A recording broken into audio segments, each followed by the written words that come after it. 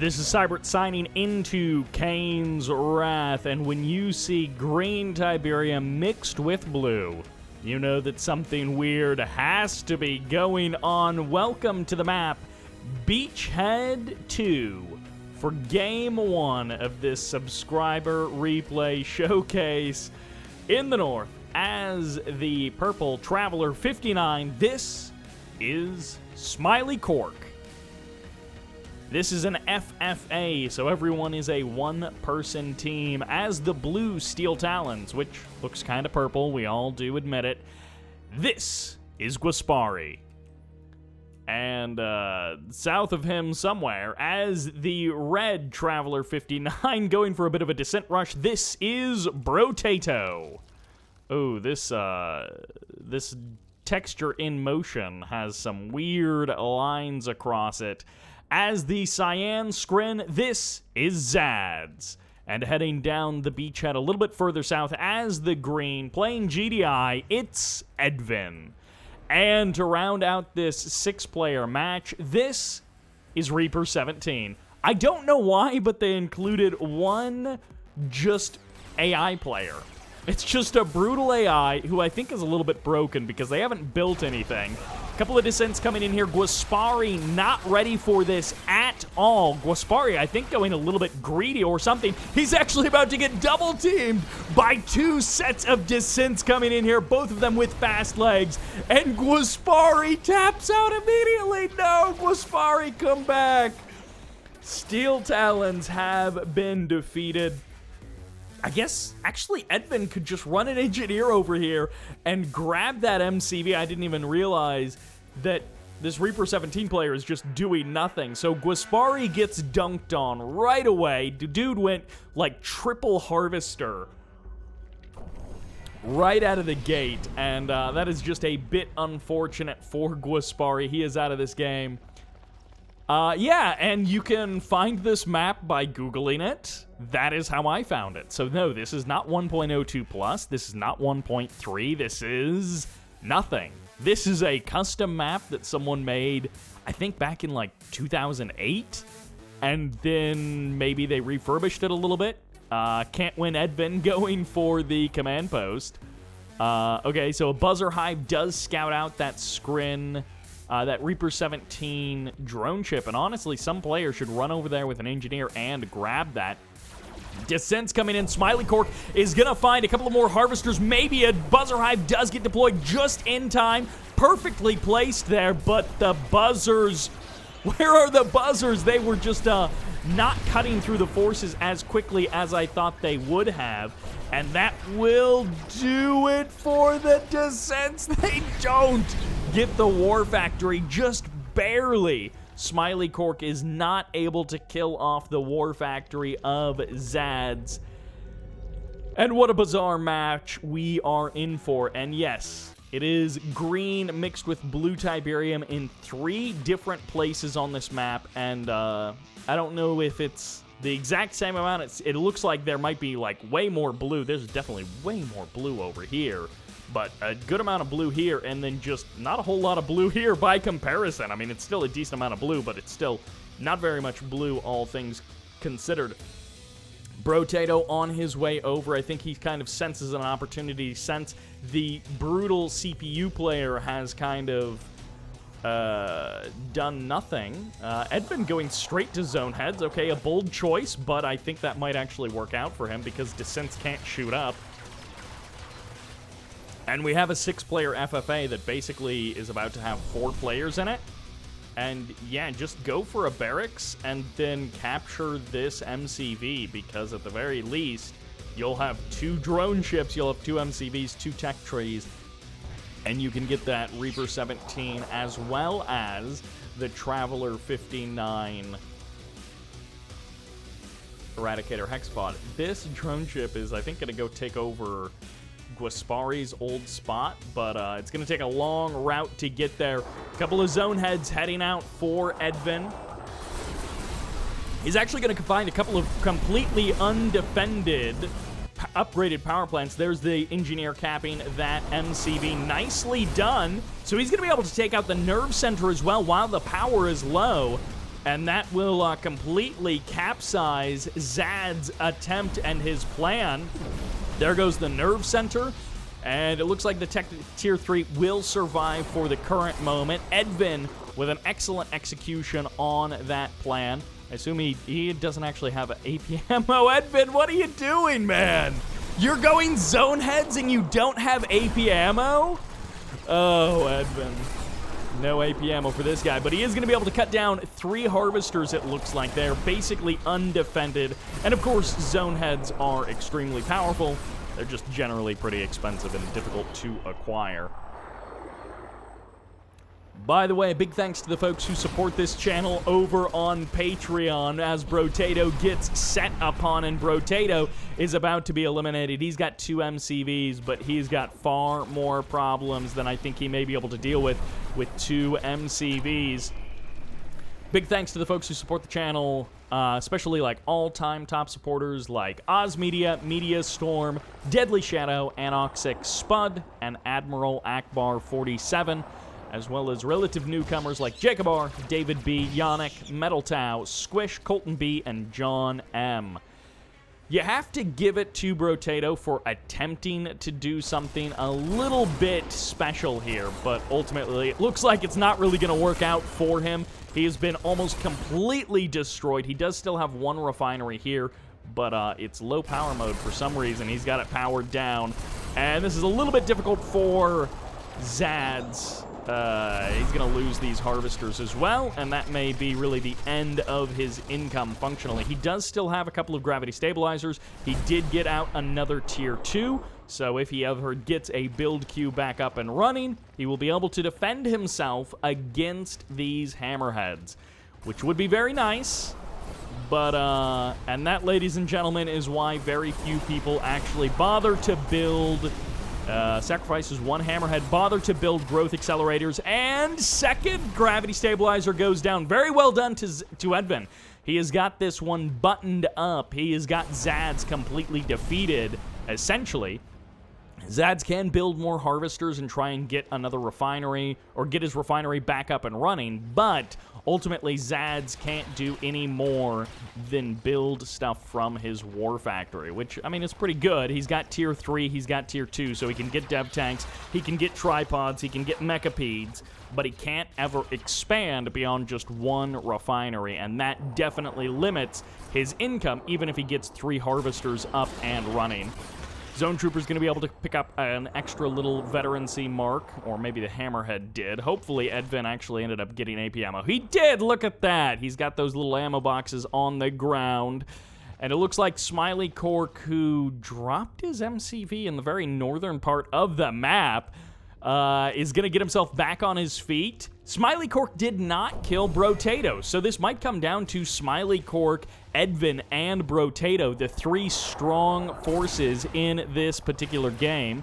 Edvin trying to swing by. He will get a couple of shots against these gunwalkers, and he is seeing gunwalkers and shardwalkers mixed together, which I don't know if he's exactly put it together that Brotato has both MCVs under his control, but he should have a rough idea of that now, even if he hasn't directly identified it.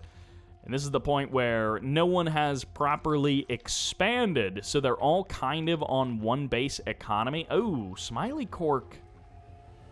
Smilycork could have 2 full Tiberium fields, but for some reason, smilycork only got 1 refinery and 2 harvesters, which I get it. With this refinery location, it's quite difficult to fully saturate, you know, get like 2 good refinery placements, but you could do 4 harvesters on this field or 2 refineries and just have them be inefficiently placed. I don't think this is buildable area, but smilycork really does need to take this expansion here. Brotato is not even going to fight him on that.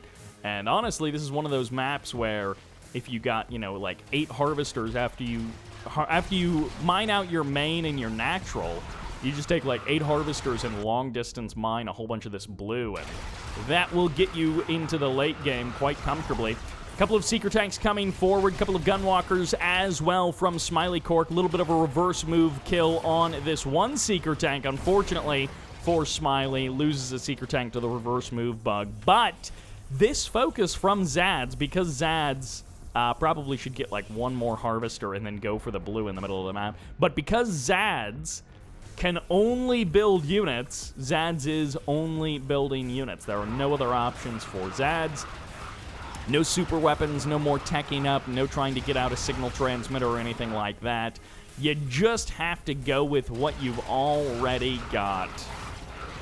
Edvin, on the other hand, is committing to the idea of not necessarily winning. He could swing in here and kill all of these power plants pretty darn easily. He's going to do just that, or maybe he's going to back off a little bit. He himself has been out of money for a good little while now. Long distance harvesting from the middle of the map. But smilycork, man, what is going on? Good opening. You would think someone who could execute a descent rush opening, a fast leg descent rush, would have a better sense of timings and expansions.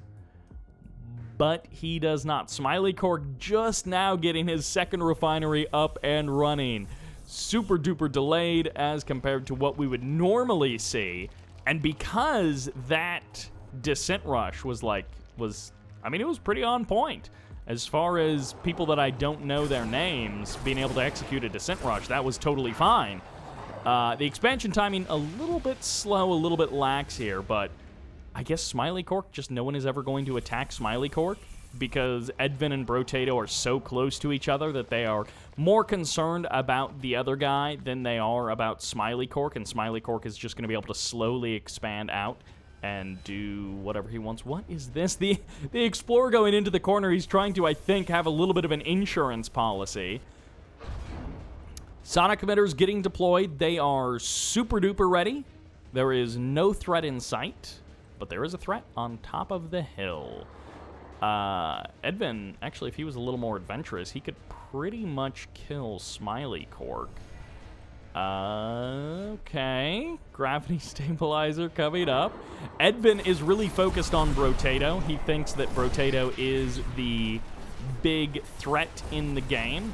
And I mean, to some extent, he is right because Brotato is near him.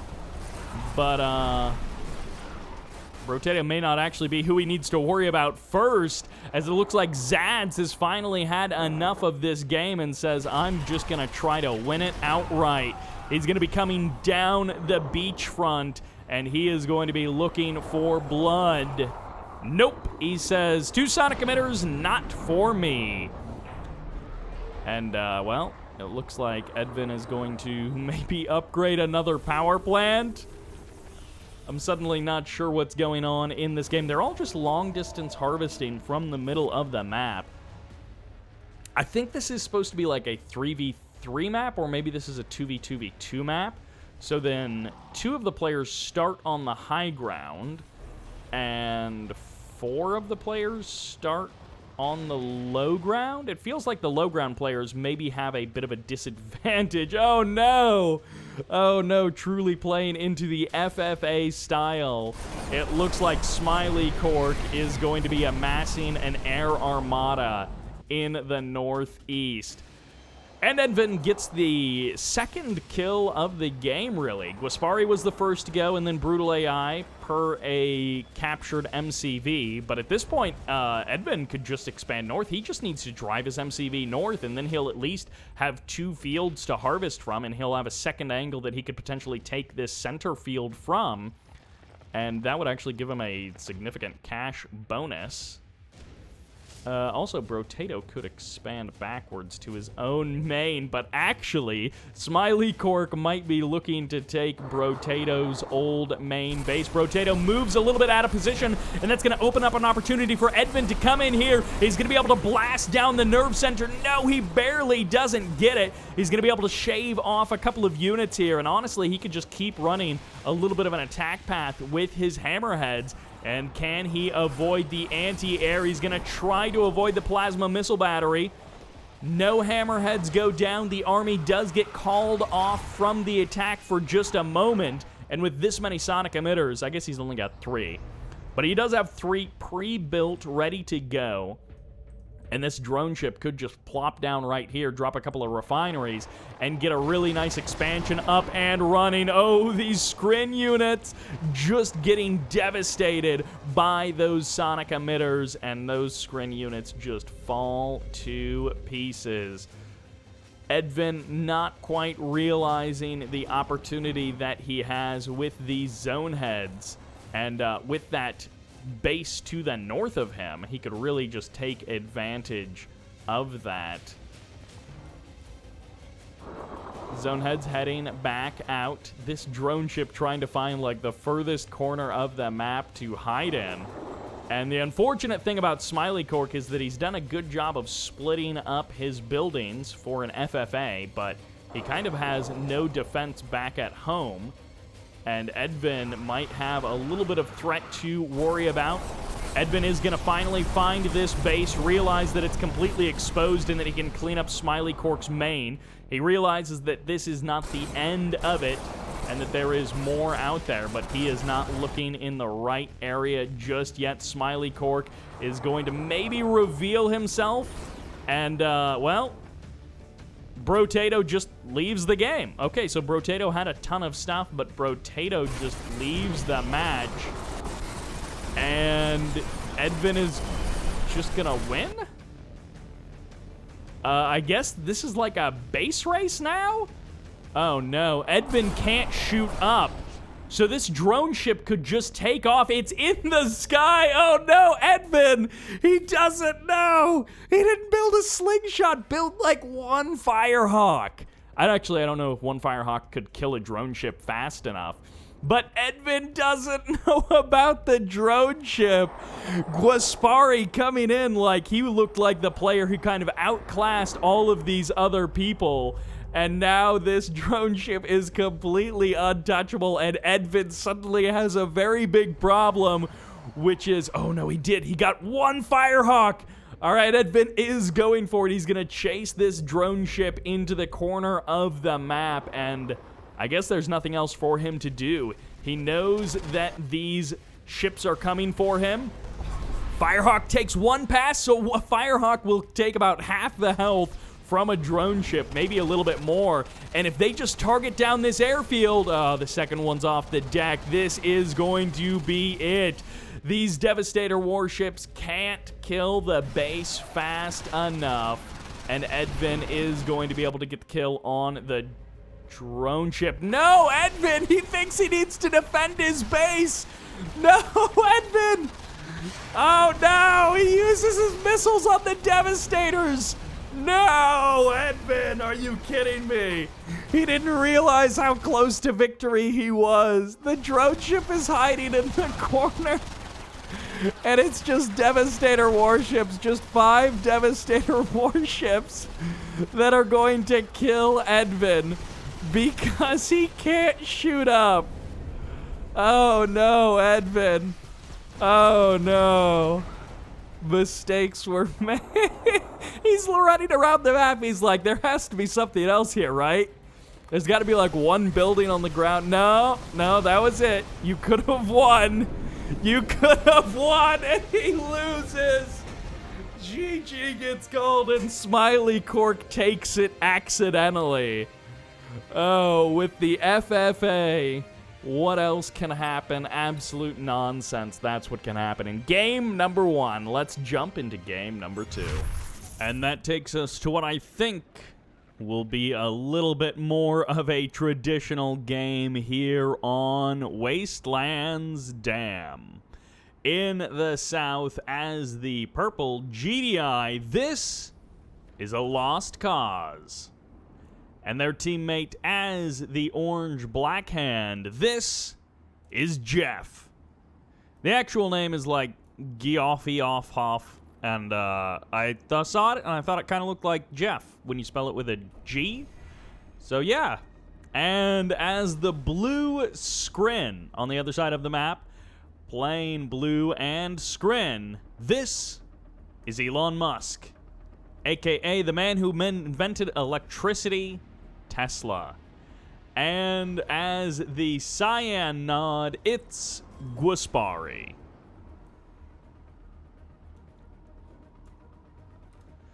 And guess what? This game wouldn't be possible without Elon Musk, who invented electricity, aka the Tesla standard, which is what we all use to view everything all the time, always.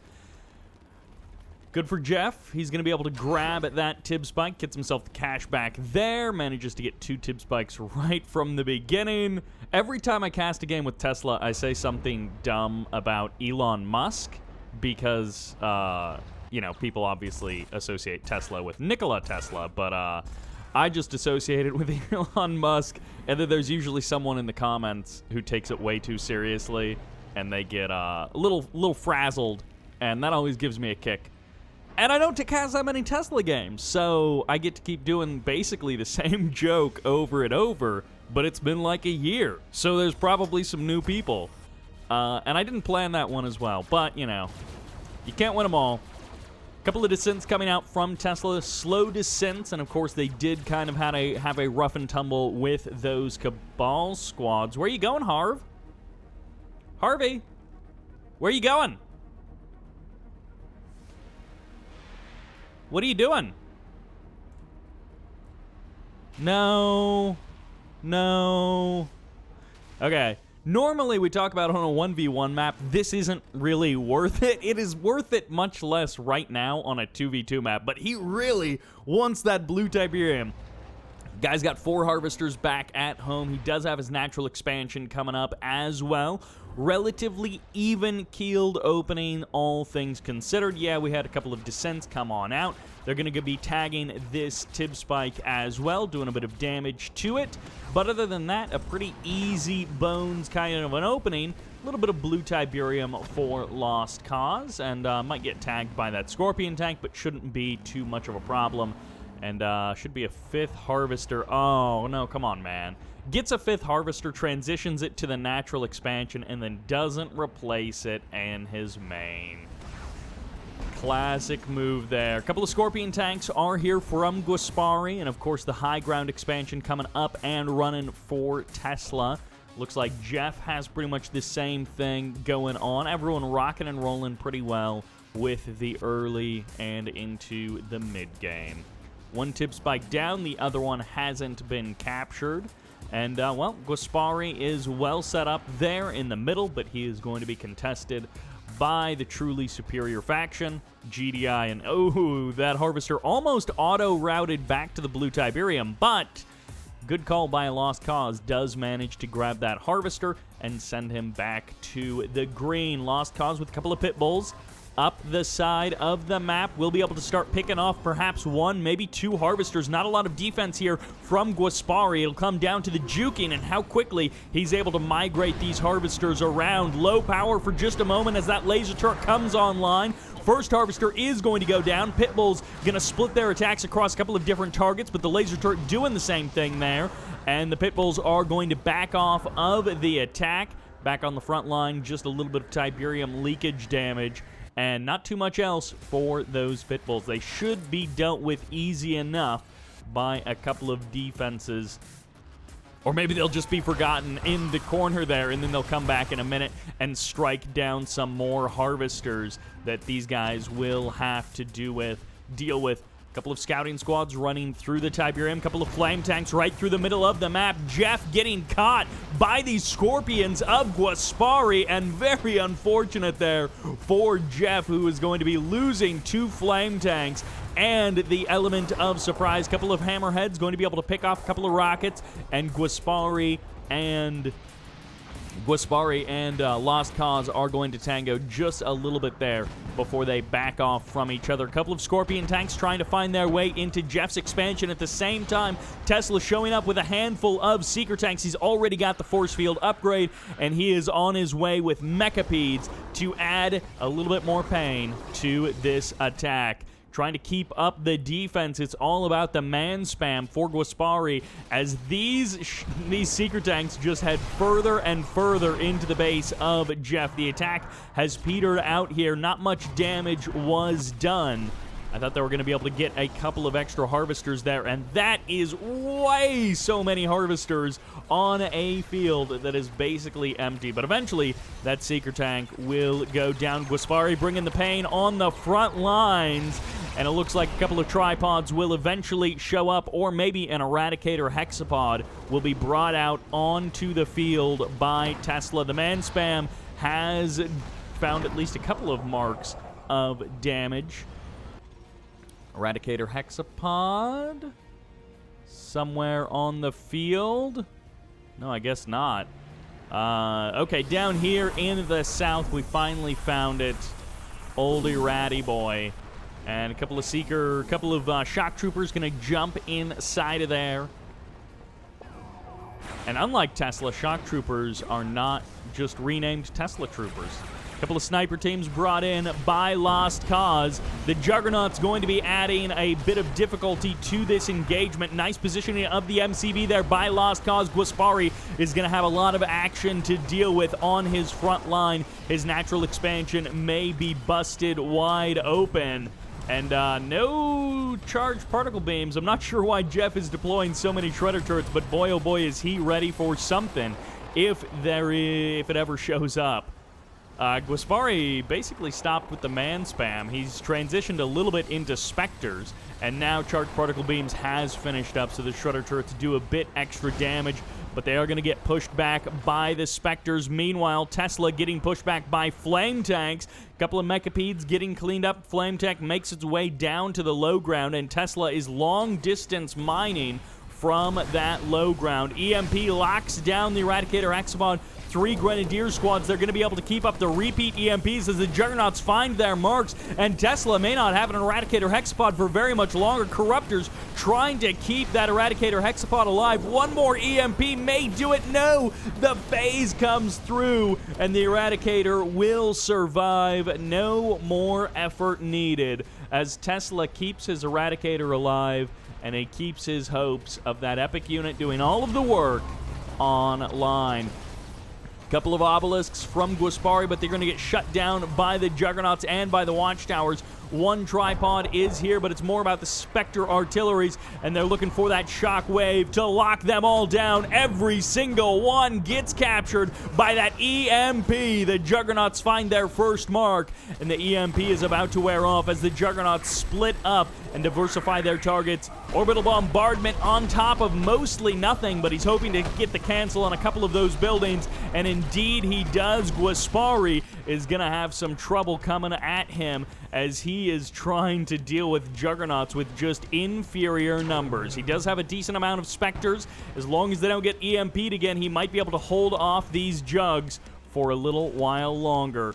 Only 5 Juggernauts on the front line. Space, aka Tesla, is what I meant to say. Tesla taking over the top part of the map and going to be able to just expand freely. Jeff is completely just letting that happen. I get it, Lost Cause is down here fighting the war with GwaspaRi, but Jeff is just going to let Tesla take this entire green Tiberium field in the north as an uncontested third field. GwaspaRi, on the other hand, has completely retreated from that natural expansion and is going to be taking the third in the bottom of the map. There is a mastermind here as well, but let's see if Tesla can make the magic happen with his Skrin Armada.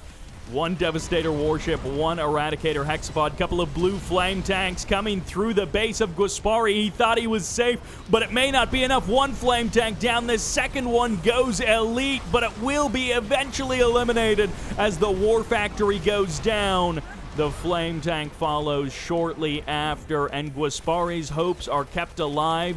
His economy is still online. A couple of harvesters coming over here to grab some Tiberium, and that might be an easy kill for Tesla. Eradicator Hexapod starting to press in. It's been healed up pretty well. Great use of EMP grenades by a Lost Cause. This MCV has been so low on health for so long. It's been repaired up nearly more than its entire health bar.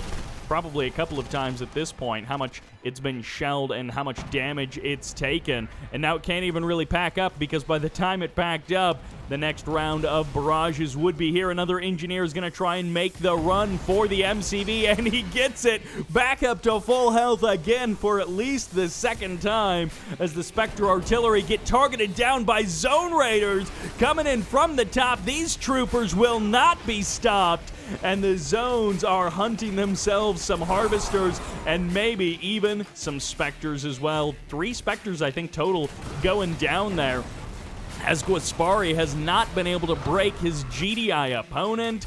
And fortunately, he does have stealthed Harvesters, unlike Jeff, who just has massive man spam to go with. Buzzer Hive support power does get called in. He's called in the Swarm, but is it enough? There is actually a Buzzer Hive supporting this attack. The Crush comes through for the tripods, and this is like 6 or 7 free Harvester kills, but the last tripod will... No, okay, it's totally fine. The Rocket Squads don't have nearly enough ammo to take down that tripod at that kind of a health mark.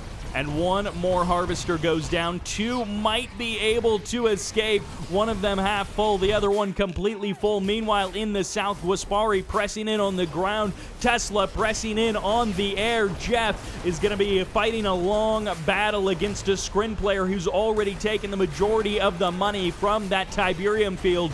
GwaspaRi managed to hold on to that field in the bottom right side. Lost Cause and Jeff, with a great mid to late game plan, don't have the economy to finish it out. If they'd been able to take over GwaspaRi's field, then maybe they would be able to match it. But with another Eradicator Hexpod coming out onto the field, it seems like the war of attrition is going to be difficult to overcome. I think if Jeff had maybe been able to take some of this actual Tiberium away, maybe he would have had a bit of an army. But what in the world? Why are there 3 Spectres shelling the new MCV of Lost Cause in his own main base? For some reason, a couple of Pitbulls snuck by, but what's much more impressive than a couple of Pitbulls is 3 random Spectres shelling the MCV of your opponent from their own back door. Slingshots chasing down the Devastator warships, just absolutely making it scared to go outside, and for some reason, there's just Spectre Artillery. They walked themselves all the way over there, and, well, I guess they got the damage done. Blue Flame Tank coming in once again. The EMP from the tripod locks it down, and unfortunately for Jeff, his attempts to break Tesla's front line just haven't worked. Rage Gen most likely firing off, but this Eradicator Hexapod will be able to escape. Help of the stasis and a little bit of teleportation just to keep that Eradicator Hexapod safe. Annihilator Tripod walks through the EMP. There's the phase, going to be able to save 1 more tripod. And honestly, Jeff has done a pretty amazing job of holding his own. And where are these... Oh, they're over here. They're rotated up, and they're actually going to be able to take down Tech and Power. So on the front line, Jeff goes dark because GwaspaRi is sniping his infrastructure with Spectre Artillery snuck around through the back of his base. And another MCV pops on out for a Lost Cause, who's done a really good job of holding on to those Juggernauts. It seems like he may actually be able to bust through GwaspaRi in the south. He's a little bit scared of like 5 rocket squads, which, to be fair, he's a GDI player, so he spent all of his money on Juggernauts and basically nothing else at all. EMP finally locks down the Redeemer just as a War Factory gets placed around it. Those Spectre Artillery's coming back. They're actually on the front line now instead of backstabbing through the middle of your main base. The EMP repeats, and the lockdown is confirmed. The Harvester goes down, and Jeff falls apart on the front line. His Redeemer dies. His MCV is sold. and he still actually has his tech and his Redeemer engineering facility. If he gets himself out a couple of stealth tanks, he may be able to pull something out here yet. APC's on the front line, and it's up to Lost Cause to bring the pain and to, oh no, all of his slingshots go down. But it's up to him to break through GwaspaRi's army. If he had maybe a couple of more APCs, he might be able to just crush right through, because there is not much left on the ground for GwaspaRi. Storm Column goes down, but the barracks still standing strong, pumping out more and more. Oh my gosh, another Storm Column. But pumping out more and more rocket squads, as for some reason a couple of shadow teams are also here from GwaspaRi for some reason. He places a couple of beacons, and I think those allow the Spectres to fire from a great distance. And he's going to be able to hit, yeah, the MCV, the Spectres, firing their super artillery shots from literally across the map. This is something you can do with both Juggernauts and with Spectre artillery.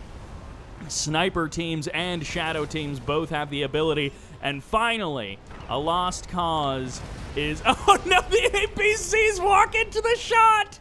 Oh no, the APCs go down! The MCV is down to half health. Honestly, committing to that attack with the shadow teams and just bombing out the Conyard might also be a good idea here. A Lost Cause once again claims another half-eaten field from GwaspaRi. And GwaspaRi can't finish a field. A Lost Cause can't take a field for himself. And the Pitbulls are no longer there. But there is one random attack bike here from Jeff. A Storm Column might be a little bit overkill there, but it gets the job done nonetheless. Redeemer Engineering Facility here in the north for GwaspaRi. I think it's Tier 3 already went down, though. So unless he's already got a Redeemer out on the field, he's going to find himself in a tough situation. He's got enough cash maybe for an MCV with his Tib Spike still clicking away moment by moment. The beacon did expire, or it was killed off. Bombs coming in here. More beacons have been placed, and GwaspaRi is sniping from the other side of the map with his Spectre artillery, thanks to these shadow teams, which are just bringing the pain to the infrastructure. I mean, literally sniping infrastructure from the other side of the map. Buzzer Hive does go down. Jeff is not going to be giving up. He's got that man spam, and it is powerful enough to knock down one refinery there. But is it enough to actually take down all of Tesla's stuff? I think the answer is probably no, as both players stomp all over that infantry army. A Lost Cause set up very nicely in the corner. He's able to take probably 10 grand worth of Tiberium for himself, so that will actually be of some benefit if he can buy enough time. Tesla takes to the high ground. Jeff is getting dangerously thin on everything. Units, buildings, infrastructure, everything is sort of just disappearing here for Jeff, who has a couple of squads spread throughout the map, and I think no production facilities at all. One tripod on the move through the middle of the map. A Lost Cause is going to have to try and go for the 2v1, but honestly, it's a 1v1 oh no. GwaspaRi did actually have enough cash for an MCV and a refinery, and I think it's literally the last couple of minutes have been only because of this Tib Spike. 10 credits a second adds up. It's not a lot, but it is a little, which is less than a lot. I think that's how the math works out there. A Lost Cause with this little corner of the map actually has a decent amount of Tiberium between these 3 fields. If he was able to actually harvest from all of them by himself, he might be able to, and he had the APM, he might actually be able to make this happen. Go something like Firehawks, Hammerheads, and a Juggernaut-based ground army all at the same time, focusing in 3 different areas of the map at once. Maybe he could make something happen, but it would be pretty difficult, and GwaspaRi is only going to get stronger as time goes on now that he has actual income and not just... I mean, he also has shadow teams, but not just a Tib Spike running around the map. More beacons do get deployed by GwaspaRi. He's going to be looking for that snipe once again. Such an ability that we just rarely ever actually see. Only a couple of shots actually landed from those beacons. Tesla re-establishing himself at Jeff's old natural expansion. The GDI army has retreated back down to the low ground. Long distance harvesting from the natural expansion of GwaspaRi. And I mean, you do whatever you can.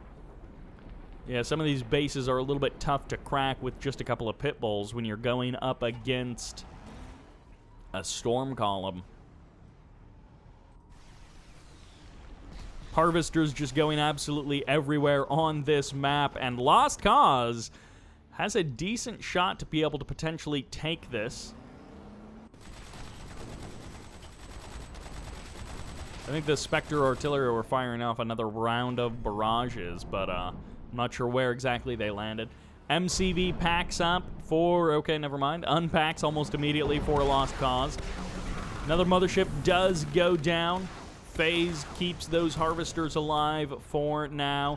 A couple of tripods are here. These pitbulls do not want to tango with 5 tripods ready to go.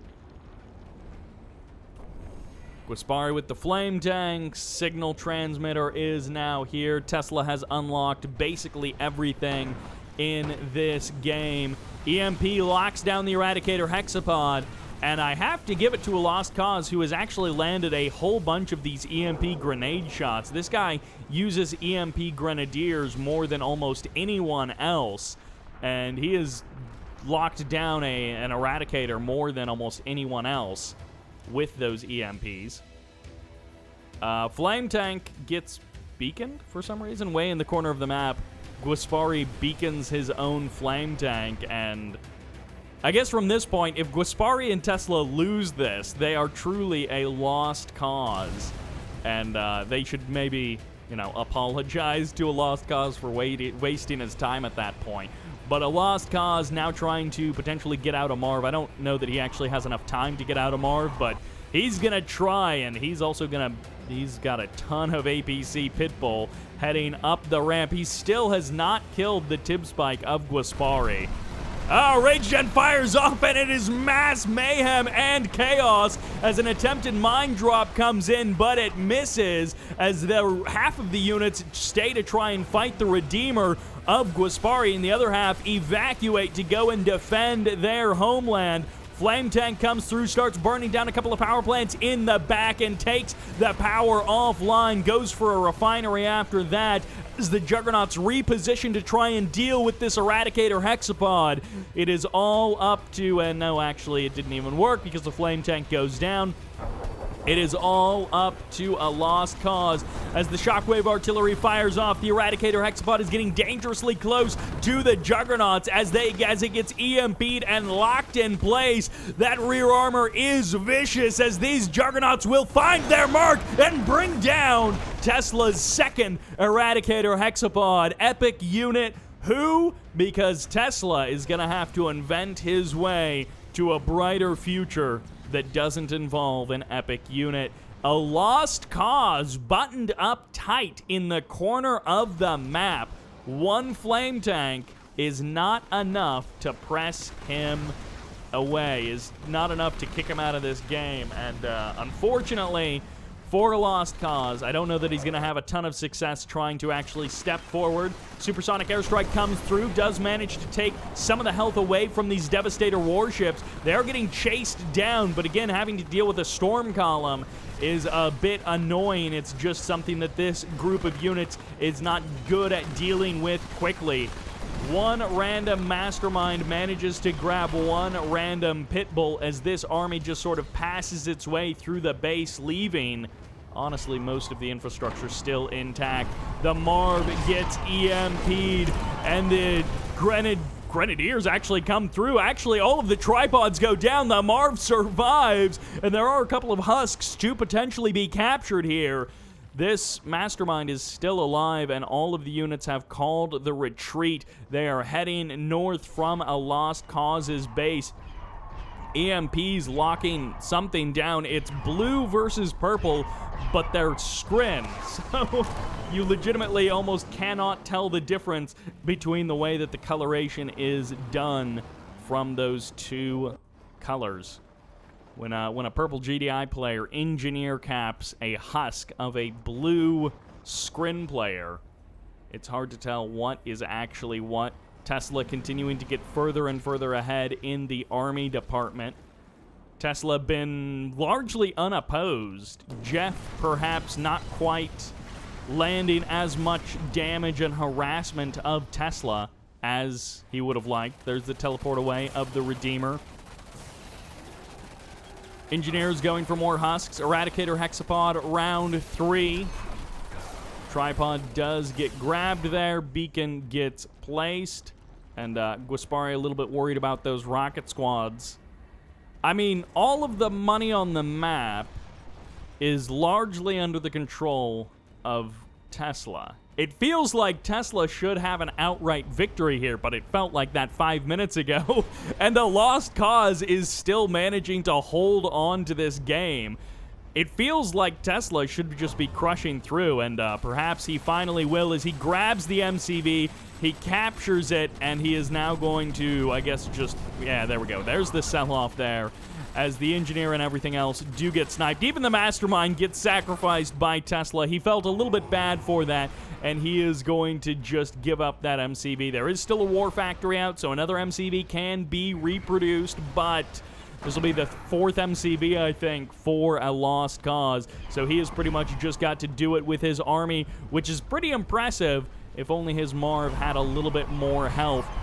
Good amount of pit bulls are here. He was looking to take over the main base of GwaspaRi and Tesla, but it is not meant to be. His MCV getting mind capped put a big stop to that. Another MCV pops on out. You can never have enough, says a Lost Cause. He is going to be able to completely trash the main base of Tesla and GwaspaRi. And it's, for some reason, GwaspaRi still has this Tib Spike. No one has taken it away from him. No one has killed it. He is just getting to keep on using it. EMP's locking down that Eradicator Hexapod. Might need to move a little bit closer to repeat the EMP to completely kill that Eradicator Hexapod, but another Eradicator will go down. The phase does save it just in time. It'll need to be whisked away once the EMP wears off. And Tesla just cannot keep a heroic unit alive, even with all of the tricks in the book. But is the thing that undoes a Lost Cause isn't actually going to be just a couple of flamers in the back of the base targeting down buildings one at a time. It may be exactly that, as this Marv manages to make its getaway. The EMP locks down the Eradicator Hexapod once again, and even though Tesla grabs one of the Annihilator tripods with a Mastermind, still this Eradicator Hexapod may fall. No, barely! It survives, bleeding and on the edge of defeat, but it survives, and it will be a GG, as a Lost Cause can't stop the base race. Tripods and a Redeemer coming through to just crush the buildings, and that will do it for another replay from viewers. Pretty action-packed 2v2. Jeff playing well, but maybe letting down his teammate a little bit, and honestly, a Lost Cause. He feeling like the one who was a cut above, the guy who was fighting pretty furiously from the back foot, even though he was way down on economy. And GwaspaRi coming through with the flashy moves, but falling kind of in the middle as well. That'll do it for this game. Let's jump into another replay, which takes us to the map Tournament Shaft for another 2v2. I don't know why there are so many 2v2s in this one, but there are. As the purple black hand on the left side, this is Alibaster. And his teammate as the Cyan Reaper 17. Give it up for Futurama. I should say this game is a little bit older, so this is actually an R16 match, just like the last one. has the red Traveler 59 on the right side. This is BikeRushOwnz. And rounding out this 4-player random v random as the green Zocom, this is Space.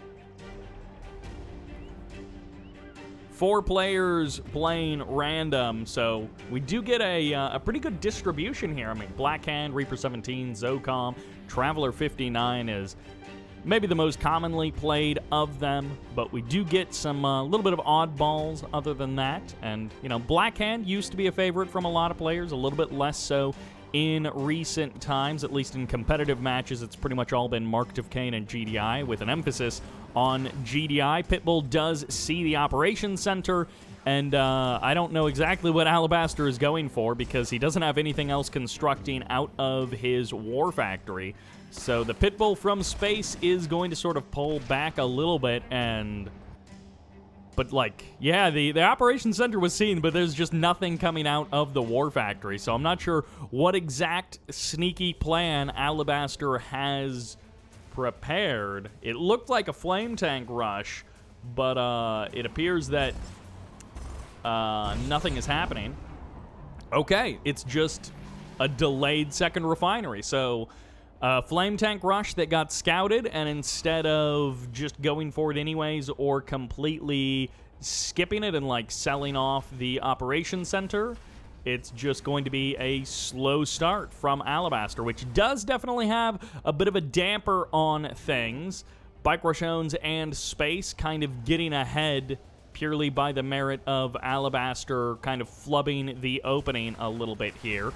Space going for another scout with that Pitbull. Always want to keep an eye, but BikeRushOwnz also going for a scout with the Seeker Tank. Always want to keep an eye on an opponent who's playing Blackhand and then has the option to send a bunch of flame tanks your way.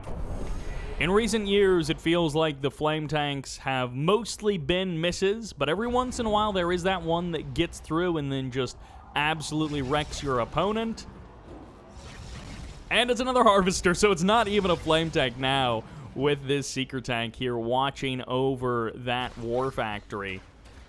Cultist? No, already, yeah, Cultist is out, so BikeRushOwnz does not wait, goes ahead right for the mind control pretty much from the get-go, follows it up with some Descents, and if he goes all infantry pretty much with this match, I will be super, super happy. He has not actually expanded for himself. He's gone double portal, one in the north, one in the south as well. And BikeRushOwnz trying to keep just constant eyes on this War Factory. I think he had a buzzer squad or something else. Maybe that was just the leftover remnants of the Seeker Tank. But he has been keeping pretty constant eyes on that War Factory. And now the Cultists are coming in. There is not much here in terms of defense. A fully loaded Harvester might be grabbed here. And no, he does get the one that's mostly full. And he does, I think, manage to escape. No, the Cultists get run over almost entirely. And finally, they do get crushed. Another MCV coming on out for Alibaster. But this Cultist is going to try and run for its life. Nicely shut down. 2 Harvesters almost grabbed. But Alibaster cuts off the attack. And it looks like Futurama has been harmed a little bit by this. 1 Harvester was stolen away from him, 1 Shardwalker as well, and now Futurama has to kill his own his own Harvester there. Cultists step out, they immediately get eaten up by these Shardwalkers. As 1 Shardwalker gets grabbed, a second gets grabbed, and a third as well. BikeRushOwnz trying to sow discord and confusion amongst the forces of Futurama. Meanwhile, his photon cannons go to work clearing out the rest of the forces. Space showing up with a couple of Predator tanks to deal with the Devourer tanks of Futurama, as Futurama keeps up the pressure but eventually has to let off the gas and turn tail. Space is going to be taking a little bit of pressure at his front. Alibaster could just be going really big with all infantry and keeping up the pressure, but no, he's going with a Redeemer. He's going with an engineering facility. A couple of Cultists step forward. Those shard launchers are extremely dangerous to them. And, well, one of those Cultists does finally get freed up as the Buzzer Swarm does get eliminated. Sonic Emitter from Space. He is ready to do battle with Alibaster, who is staring into his face. MCV all packed up, ready to go. and move a little bit closer to the front lines. Futurama settled and ready to go. The Redeemer is now here for Alibaster, who steps forward, going to be going with, it looks like, an Engineer and a Black Hand squad. Engineer almost ready to go. Harvester is here as well. Rage Gen fires off, trying to get these Harvesters, but not quite working out there. A couple of Harvesters doing damage to each other. Unfortunately, one of them actually kills the other one. Alibaster getting a lucky kill on one of those Harvesters as double Sonic Emitter gets deployed. A Marv Reclamator hub as well, and Space says if the only way that I can win is by Marvesting this field, then that is how I will harvest it with my Marv.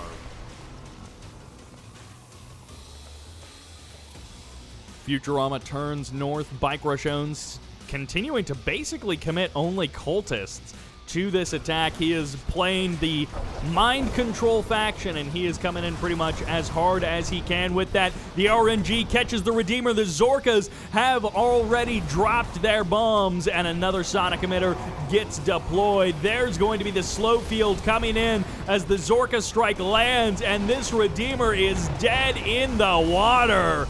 The tip field is too much for you as Space and Bike Rush come together to answer the aggression of Alibaster. Futurama in the south has way too many dev tanks, though.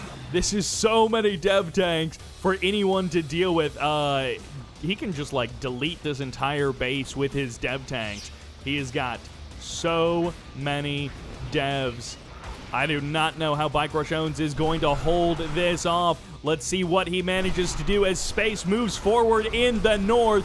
One Predator tank down as second gets eliminated. A tripod steps forward, but there is just nothing on the ground to stop this much pain. The phase comes in, and the crush might be the only way to stop this army. That tripod is the most dangerous thing in the world to this army, but he's mostly going to get Descents. The MCV goes down. The Descents commit to the attack. They're going for the power plant as well. A second tripod steps on out. One tripod is invincible, and one tripod can be brought down, and it's up to Space to see this game out as the orbital bombardment is going to come down directly on top of that army. They delete the refinery. The economy of Bike Rush is destroyed, and those Orcas get a massive amount of splash damage dealt, but they also get their wings clipped as Space deals with Alibaster in the north. One random Scorpion tank coming through to pull some kind of an attack against Space, and it is going to be down to the last couple of buildings for BikeRushOwnz. This war factory is going to go down. Futurama delivering a full-sized scoop of get the heck out of here and go back to the Space's base, which is apparently where you belong, but go back under the ground as he sends BikeRushOwnz packing. Futurama just rolls over Bike Rush completely there in his base. Marv steps forward, but this is an insane amount from those Zorkas. 5, 6, 7, 8 dev tanks all getting deleted from the game as the Marv goes down, and it's now Space versus Futurama. This Scorpion tank has not been dealt with, but it will eventually go down. AP ammo, ceramic armor, everything ready to go. Space is about to get removed, but without the dev tanks, this army has considerably less firepower than it did just a minute ago. A couple of beacons get called down on the husks. The Zorkas coming back in for another pass. They get 2 more dev tanks and 4 or 5 more Shardwalkers as the MCB does eventually go down. 2 more dev tanks as Alibaster has been defeated. He truly gives up the ghost and says, go get him, Futurama. Futurama's ground army has been almost completely reset here, and it's going to be Space versus Futurama. Reaper 17 versus Zocom as BikeRushOwnz has virtually nothing left in this game. He is chasing around a Harvester of Futurama with his own Harvester. Another Harvester gets sniped. Plasma Missile Battery not able to clean up these Zorkas, and they are just ranking up incredibly quickly. just clearing out so many dev tanks, so many shardwalkers as well.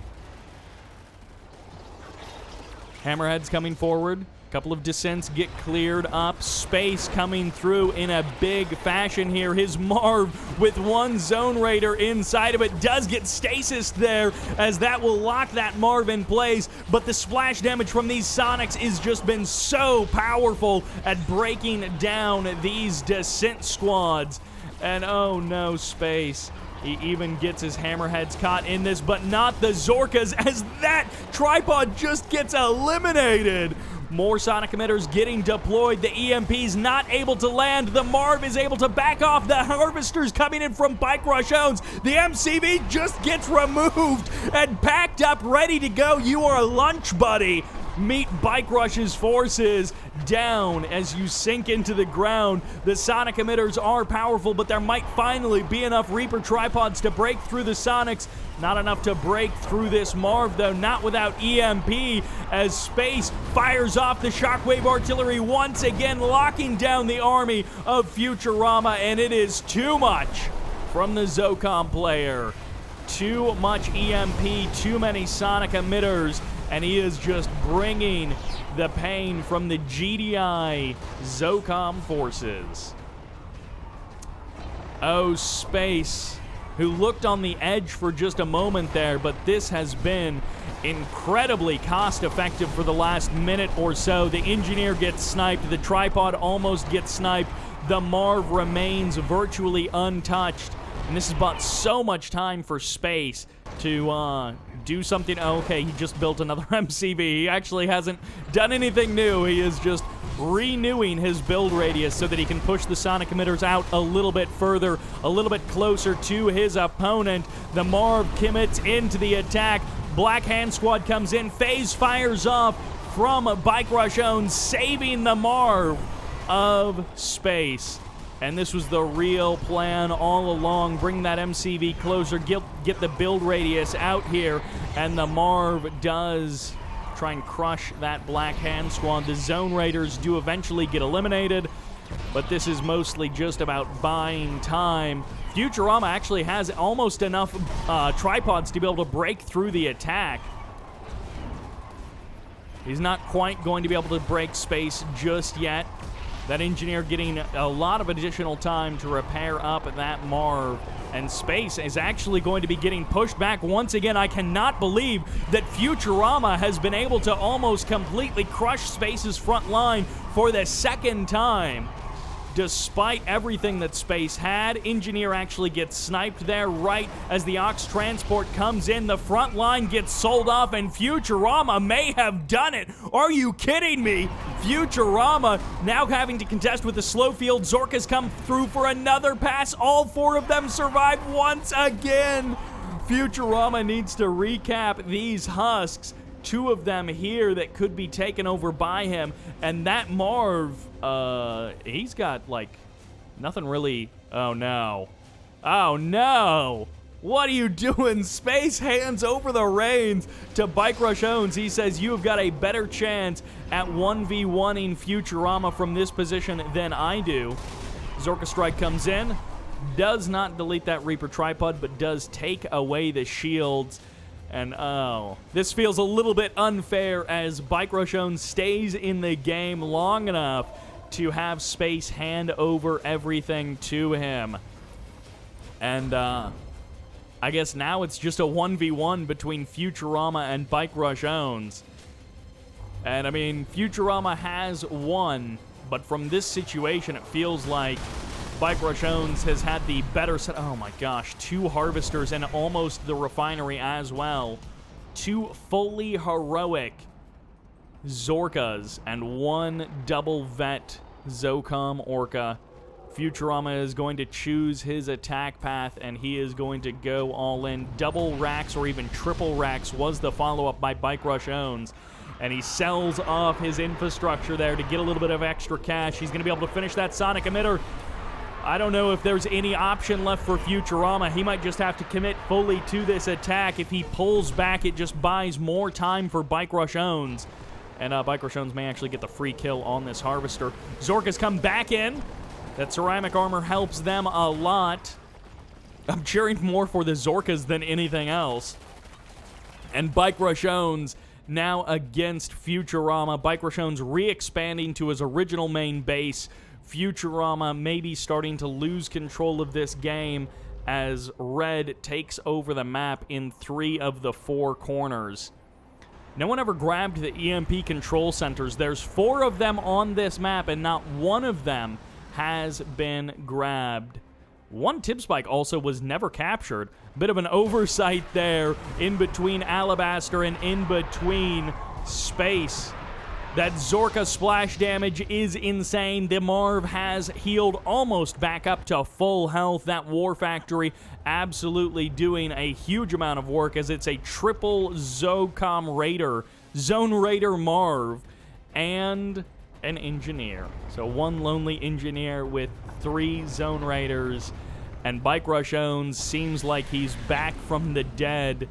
It's like he had 1 foot in hell and he came back out of it to face Futurama this late in the game. He's like, hey, wait a second, I thought I already killed you. And BikeRushOwnz is like, yeah, kind of. Descents coming through. These aren't fast leg descents, but there's the sell-off from BikeRushOwnz. He's got Tiberium field suits. He's got AP ammo, so these are tough riflemen. And with the sonic emitter, they're going to be able to split those descents open. Futurama, the second wave of the attack. Let's see if it works. BikeRushOwnz has just had a little bit more time. He does catch the Marv with the stasis. This might be the best opportunity that he gets. The rest of the army is completely separated away. There are not nearly as many Zone Raiders as I thought there were, but let's go. Orca's coming forward. No anti-air to clear them out of the skies. 1 Orca does fall as the blue shards come into play. The EMP cuts through the forces of Futurama, and it's mass infantry as the Marv comes back online. The tripods, half of them EMP'd, the other half getting cleaned up, and the mass infantry of BikeRush and Space comes through. In the end, the tripods fall 1 by 1, and the buzzer swarm comes through to cut through the infantry. Can Futurama do it? The double vet Marv gets surrounded. It's all about the descents now. The tripods get cleaned up, but no. The GG gets called, and Bike will take the game. Oh, man, Futurama so close in that match. Look at that. BikeRushOwnz completely flatlined for like 3 minutes of that game, from around the 8-minute mark to like the 13-minute mark. 5 minutes, he's just sitting there doing nothing. And he hands it all, and he gets it all handed to him, basically. Space leaving the game, and then suddenly BikeRush coming alive. Futurama fighting incredibly well. Literally, he beats BikeRush in the first 1v1, and then he has to deal with a resurrected BikeRush as Space plunges a dagger into his own heart and hands over control of his body. This is getting weird, but let's jump into another match, which sends us to Forgotten Forest for another R16 2v2. On the left, as the green marked of Kane, this is Space. And just south of him as his teammate, the red Traveler 59, it's BikeRushOwnz. On the right side of the map as the Cyan Blackhand, this is Futurama. And rounding out this 4-player match as the yellow scrin, this is Senna. Couple of older 2v2s mixed in with this batch of replays, and my cat jumping onto my lap and rubbing her face on the microphone as well, mixed in to these replays. But another, after all of the GDI stuff that we've been seeing in matches where people are competing, it's nice to see some, 4 players just going random, just playing whatever gets dealt them, and then sometimes it turns into super awesome games, and then, in the tournaments and the events where people can choose their own factions and nothing's dictated, then they just go back to playing GDI mirrors, but, That's what people feel like when there are stakes. That's what they feel like gives them the best chance at winning. Bikes coming in here. Ooh, EMP misses the Harvester, but the second EMP does catch the Harvester. The Refinery does get locked for just a moment there, and it's going to be a combo of Seekers, Kamals, and Raiders from Senna and Futurama that push away the bikes of space. BikeRushOwnz going to be taking the southern expansion. Senna doing the exact same thing. Scrin and Traveler 59 in the southern positions for both of these teams. Futurama versus Marked of Kane, so a fully GDI absent game. As we got the Nod sub-factions, and then a little bit more Traveler 59 action from BikeRushOwnz.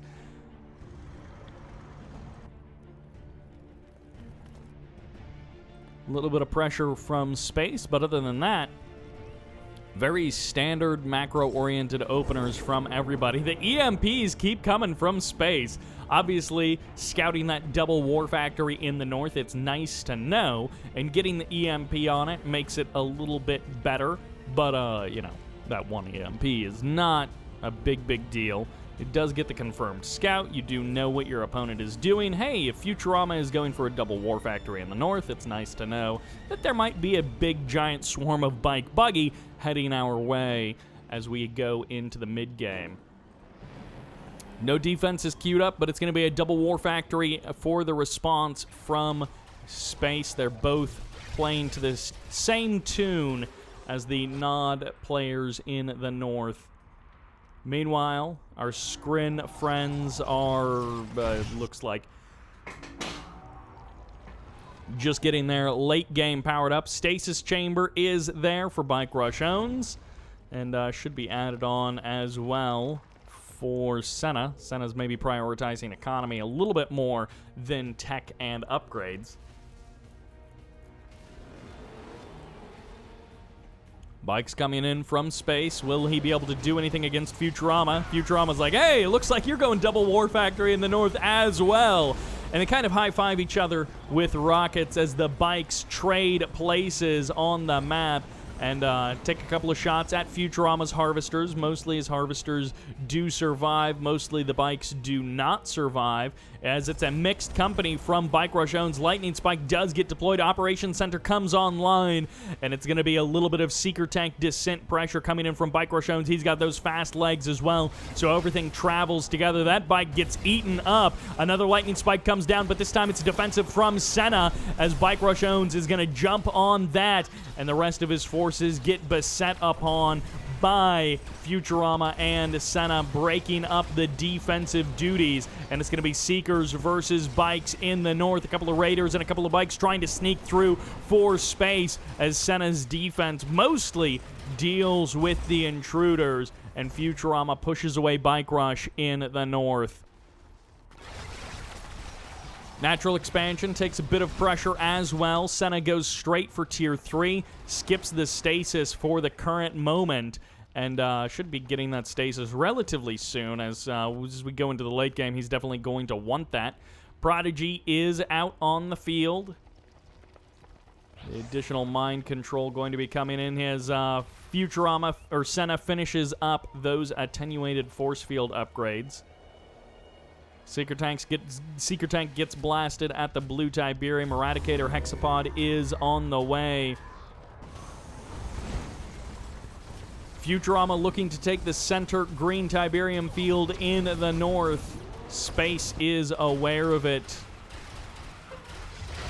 And, well, it's going to be Scrin v. Scrin. Shard Launcher upgrade has been purchased for BikeRushOwnz, and it looks like a Tib Catalyst Missile finds its mark against Bike Rush. Senna bringing the pain and starting to overwhelm Bike Rush's forces in the south. Space coming in for the saving cavalry move, as he is looking to get Bike Rush out of this jam. Just mass gunwalkers, though. They don't kill buildings very quickly. They can clean up a couple of Harvesters, and they will trade out against the bike buggy of space. BikeRushOwnz going to try and overwhelm with his own forces, and it looks like Senna is going to have to pull back the attack. Area Mind Control takes over a couple of those gunwalkers, but they do get returned to Senna. Cattle's missile fires back. Space manages to take down a refinery of Futuramas in the south. And Senna's attack had a decent idea, but really, when it's all gunwalkers, it is really difficult to break down your opponent's buildings. Marked of Kane versus Blackhand, and that is how it goes. The Obelisk does get the first shot against the Obelisk of Space, though, and Futurama does have... well, he did have EMP, but Futurama does have purifiers to be able to burn through his opponent's buildings. What's better than a flame tank when a flame tank walks and has a laser gun as well? Refinery gets sold. Tripod is here. Seekers with their shard upgrade passing through the base of Senna, looking for those targets as Space brings in his bike buggy army to hit in the south. Senna going to be bringing in his forces for the defense. It's going to be the tier 3 that gets targeted. Futurama may be losing his ability to keep those tripod or to keep those avatars and purifiers coming on out. Harvesters now getting targeted as Futurama's economy gets cut down just a little bit by BikeRushOwnz. Futurama did manage to get his Redeemer out in time, so even if he would have lost the tier 3, it wouldn't have reset his epic unit timing. A couple of Cabal squads in the south, trying to sneak through, maybe do some damage. Space's Redeemer is now online, emerging just in time to do nothing. The battle is a minute or two away, if anything. Spectre Artillery from Space, a good choice. Blue Tiberium getting stolen by Senna in the south, covering it with his entire army. Couple of Gunwalkers leading the charge. Area Mind Control comes in once again. Costs one Gunwalker.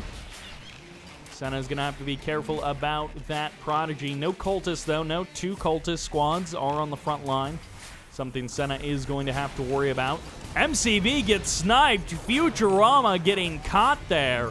As the Black Hand squads go forward, it's low power mode for Space. Another Mind Control comes in. Calls in the Buzzer Swarm support power, and it is not going to be enough to catch that Cultist squad, so the tripod will have to be reclaimed by an engineer. The EMP catches that Eradicator Hexapod, but that is not nearly enough to stop Senna.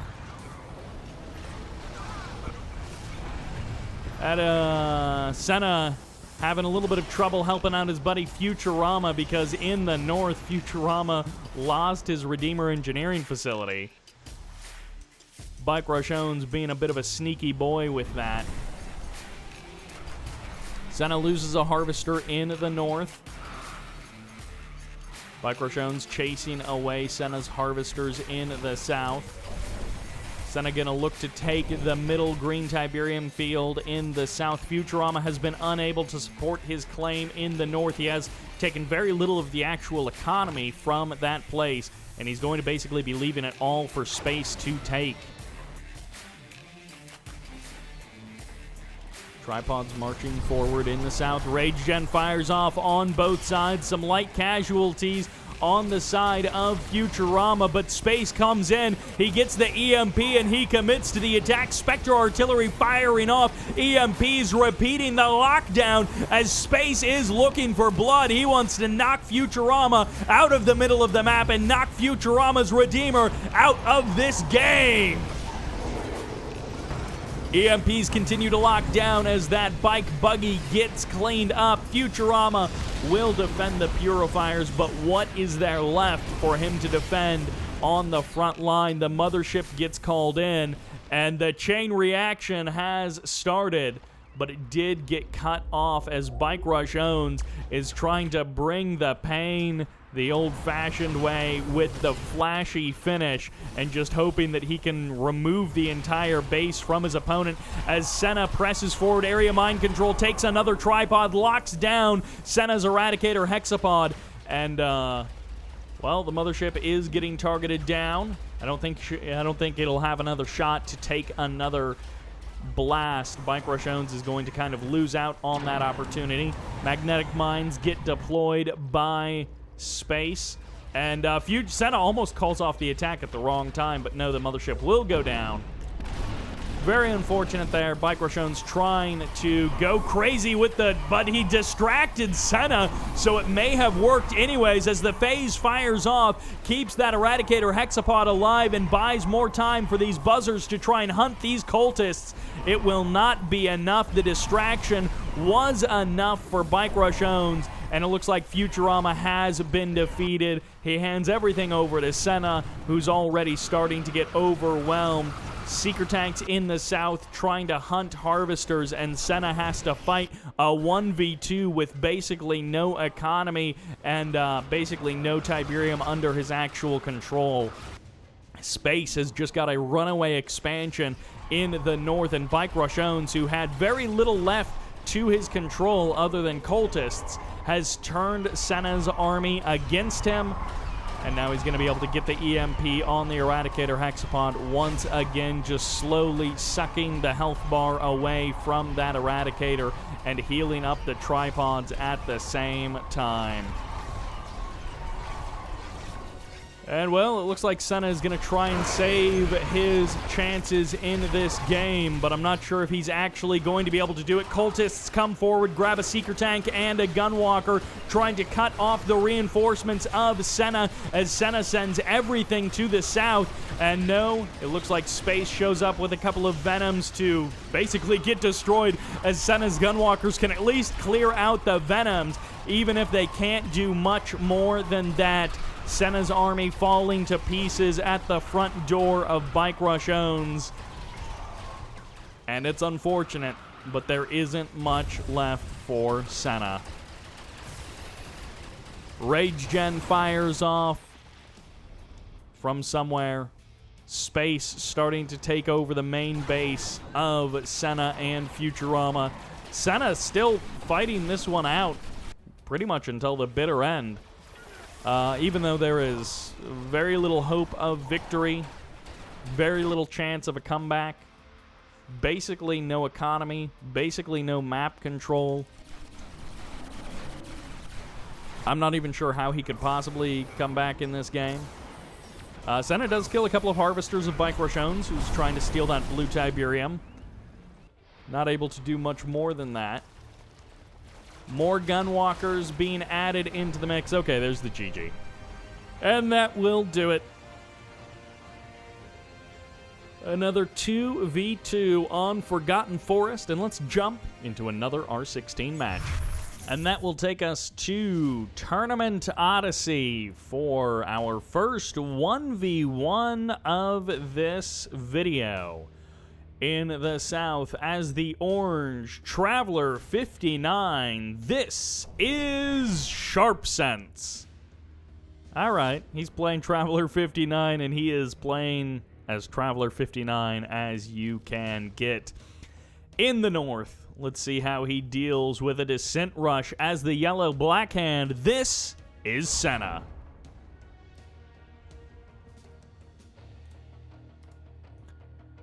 Descent rushes have become pretty easy to deal with for good players.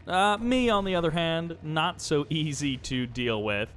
But generally speaking, most good players have scouting patterns that are clear enough. Like, if this is random v random, you know, he sees the buzzers in the middle of the map. He goes, okay, I'm up against a scrin. And then in the back of your mind, you start thinking, is this guy playing Traveler 59? Is he Descent rushing me? Descent's coming along the south side of the map. This is definitely a bit of an alternate path for Descent. So the opinion is going to be, I guess he's not Descent rushing me, but of course once he sees how delayed the Harvesters and the second refinery are, if these Cabal squads ever get to the place, then that may actually be confirmed that, like, oh, this guy is 25 seconds behind in his refinery. He's Descent rushing me. And it seems like it's going to happen at the same time. Fourth Harvester pops on out. Senna with his MCV already packed up. And this one might be quick as the Descents descend upon the first Harvester. Empty of Tiberium, but they get a second Harvester full of Tiberium. Cabal squad from the sold off refinery and a Shredder turret will lead to the destruction of these Descents. third harvester low on health, but he survived that engagement. And that was about as bad of a situation as Senna could have asked for. His MCV was packed up. He did not scout the descents because of the path they took. And his own scouting squads were so delayed getting to the base of Sharpsense that he did not see the timing of everything to tip him off. But it is Senna, so I don't know much about Sharpsense. I've seen maybe a couple of games from him in the past, but I don't know that I've ever seen like a straight-up 1v1. Senna is the clear favorite here. Losing a couple of harvesters is definitely a bad situation, and Senna can aggression himself into a bad situation. He can attack so much that he ends up defeating himself. Defender's advantage does exist in Kane's Wrath, and it is how I win many of my games against Spartacus. Just let him attack and just defend slightly better than he attacks, and you can just win the game that way. And we'll see what Sharpsense is able to do. Sharpsense actually looks like he's going to be putting on a bit of pressure, so he is hoping to take advantage of this timing that he has created for himself. Descents coming on out, they are getting bullied and badgered by these Cabal squads, so any attack that comes out from Sharpsense will be cut down a little bit in ferocity. It will not have the strength of the Descents to be able to clean up those forces quickly, but let's see what Sharpsense is able to do. Senna trying desperately to get his feet under him. He does have his third refinery up and running. He is at his natural expansion, so the expansion timing is relatively similar between the two players. One hand of Nod slowly producing rockets may not be quite enough firepower to keep these harvesters alive, but let's see. The Seeker tanks do pull to the far left, and this one harvester that's a little bit weakened doesn't have anywhere nearby to get repairs. Rocket squads are here, 2 of them or 3 of them, enough to help with the Scorpion tanks in pushing back these numbers. And Sharpsense keeps up the aggression. You gotta hand it to the guy. He is not sitting back in the lower level of player style and just waiting for the attack to come to him and hoping that he gets lucky. He's going to be jumping on another harvester, gets a harvester pretty full of Tiberium as well, and the Descents are going to try and escape out away from this. So Sharpsense is actually bringing a bit of an attack here, and he's even going to stop by. Classic move. If you get defeated at the Tib field, go for the Tib spike. If you can get the Tib spike, that's just another little bit of damage that you're doing to your opponent that pays bigger and bigger dividends as the game goes on. Descent's now trying to come in here. Classic move. Descent's actually sniping Engineer as well, trying to perform a bit of a 1-2 punch where the Seeker tank draws the army out and the Descents swarm in for the flank. Let's see if they're actually able to make it happen. The Descents fall, and now it's just Seeker tanks as the Buzzer Swarm gets called in, and they're going to clear out the infantry ranks. Senna may be getting overwhelmed here. He's trying desperately to stabilize, and it's just not working out as easily as he would like. If Sharpsense let off the gas even a little bit, then Senna would be able to stabilize, and Sharpsense is going to get another harvester kill here. Senna getting knocked about here, and it's almost entirely because Senna was playing a bit more greedy than he was than he should have, really, because he did not know that there was going to be this much aggression coming for him. And Senna is just going to try and keep up the defense, but I mean, he's losing a bit more than he should be to be able to keep up and running well. The main field is gone for Sharpsense, but Senna has only harvested a little over half of his own field. So these two guys are working with drastically different amounts of cash. Sharpsense may not be winning in the efficiency war, but he is winning in the economic war, and he is coming through in pretty big numbers here to be able to take down Senna and overpower Senna's economy. Another 2 harvesters will go down. Descents mostly getting destroyed after they clean up the harvesters, but he has just denied so much economy from Senna. Flame Tank comes in. Flame Tank gets eliminated just barely. That refinery does survive, but the one click comes through on the other refinery and bringing Sharpsense's towering economy a little bit down. Catalyst Missile does come in, and the Seed Tiberium as well, just before the sell-off of that chemical plant. So both of the one-clicks that he really cares about, Senna gets to utilize, and then he sells off the chemical plant. And Sharpsense actually keeps one refinery back at his main base. He's going to keep up the attack on the Tib Spike, does manage to strike down one of the Tib Spikes. He's still got both of his. One refinery gets sold off there by Senna. I'm not actually sure why that was, but he does drop one refinery. And Sharpsense, is he losing his momentum? He may be, he is strapped on cash. He was not ready for this. He probably should have sold something, maybe his war factory at his other base or something, just to get that refinery out sooner, because having all of these harvesters lined up when he could be refining double the Tiberium would be really beneficial for him. Third base is going to be coming up relatively soon, at least for Sharpsense. He does have an open path for expansion, and Senna has nearly stabilized. He's done it on a relatively limited economy, but he has gotten himself back under control. 4 harvesters, 2 refineries at that natural expansion. Area mind control does take a couple of these raider buggies away, and there's the blink forward. The grab of the MCV forces the MCV to pack up, and the shredder turrets get that kill there. Not quite a clean execution, but that Prodigy does at least go down, so Senna doesn't have to deal with that. Phase does fire off. Where's the crush coming in from Sharpsense? He does actually send one unphased Gunwalker forward as well. Senna splits his forces, trying to just run away from those phased Gunwalkers, and they will get the crush on a large number of those rocket squads. Double barracks production, powered by his double refinery economy, and it's into a third base for Senna. A couple of Cabal squads are going to keep an eye on Sharpsense's third base, as Senna is almost back on his feet, but every time he gets close to being back on his feet, Sharpsense manages to slip something else through the cracks and get a little bit more of an advantage.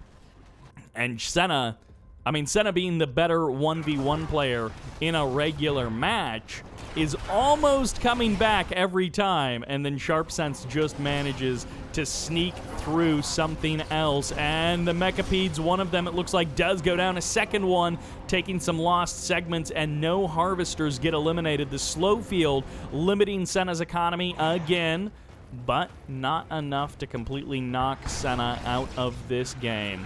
Mechapedes come back in. Sharpsense wanting desperately to close out this game, but Senna is proving to be a difficult opponent to defeat.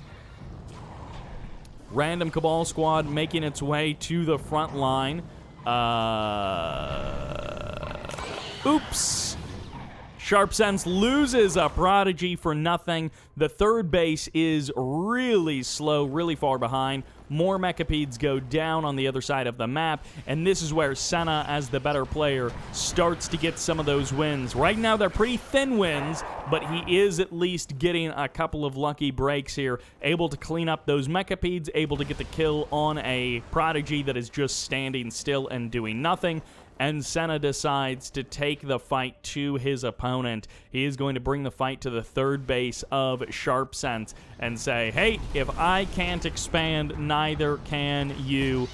Portal goes down, Buzzer Hive does get deployed, and that will be the end of this little infantry excursion by Senna, who does eventually get cleaned up there. Oh no.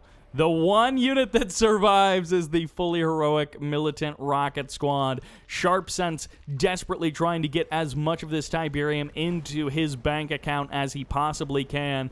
Onto the high ground goes the rocket squads. They're going to try and close the distance with the MCV. Senna starting to overwhelm Sharpsense, and he is going to be able to burn down this drone platform. I hope you've got more than just one Buzzer Hive, because you need something a little bit stronger to stop this infantry swarm. Senna starting to overwhelm Sharpsense, and Sharpsense is running out of options. Senna's main field is almost regrown to its original size, and now all of these harvesters have nowhere to run, nowhere to hide, as they are just waiting for their doom as these rocket squads close in and prepare to demolish the third of Sharpsense.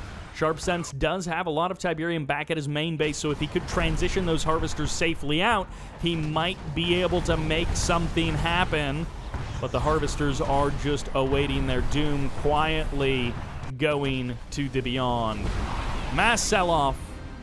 Okay, and Sharpsense has been defeated. I thought there was going to be a comeback or something, but actually, Senna just kind of wiped the floor with him.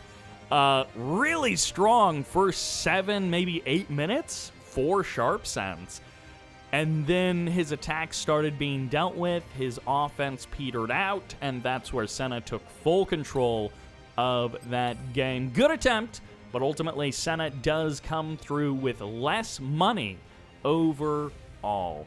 Senna making some decent gains in the last part of that game as Sharpsense flatlined, but I mean, the total is 14,000 credits of difference between these two players in less than 13 minutes. That'll do it for this game. Let's jump into another 1v1. And that takes us to Tournament Los Angeles, which will probably be a pretty straightforward game, all things considered. In the north, as the green nod, this is Eclipse. And in the south, as the red scrin, this is BikeRushOwnz. Another Bike Rush versus Eclipse game. There was just a solo video, which was these two guys playing, actually these same spawn positions, but different factions, and it was definitely an epic match overall, so I'm excited to see what these guys bring, and also it's kind of unusual that this got sorted into just like subscriber replay, so I don't know if there is another observer in this, so it's possible that neither Eclipse nor Bike Rush sent this and that someone else emailed it to me, but it is this game.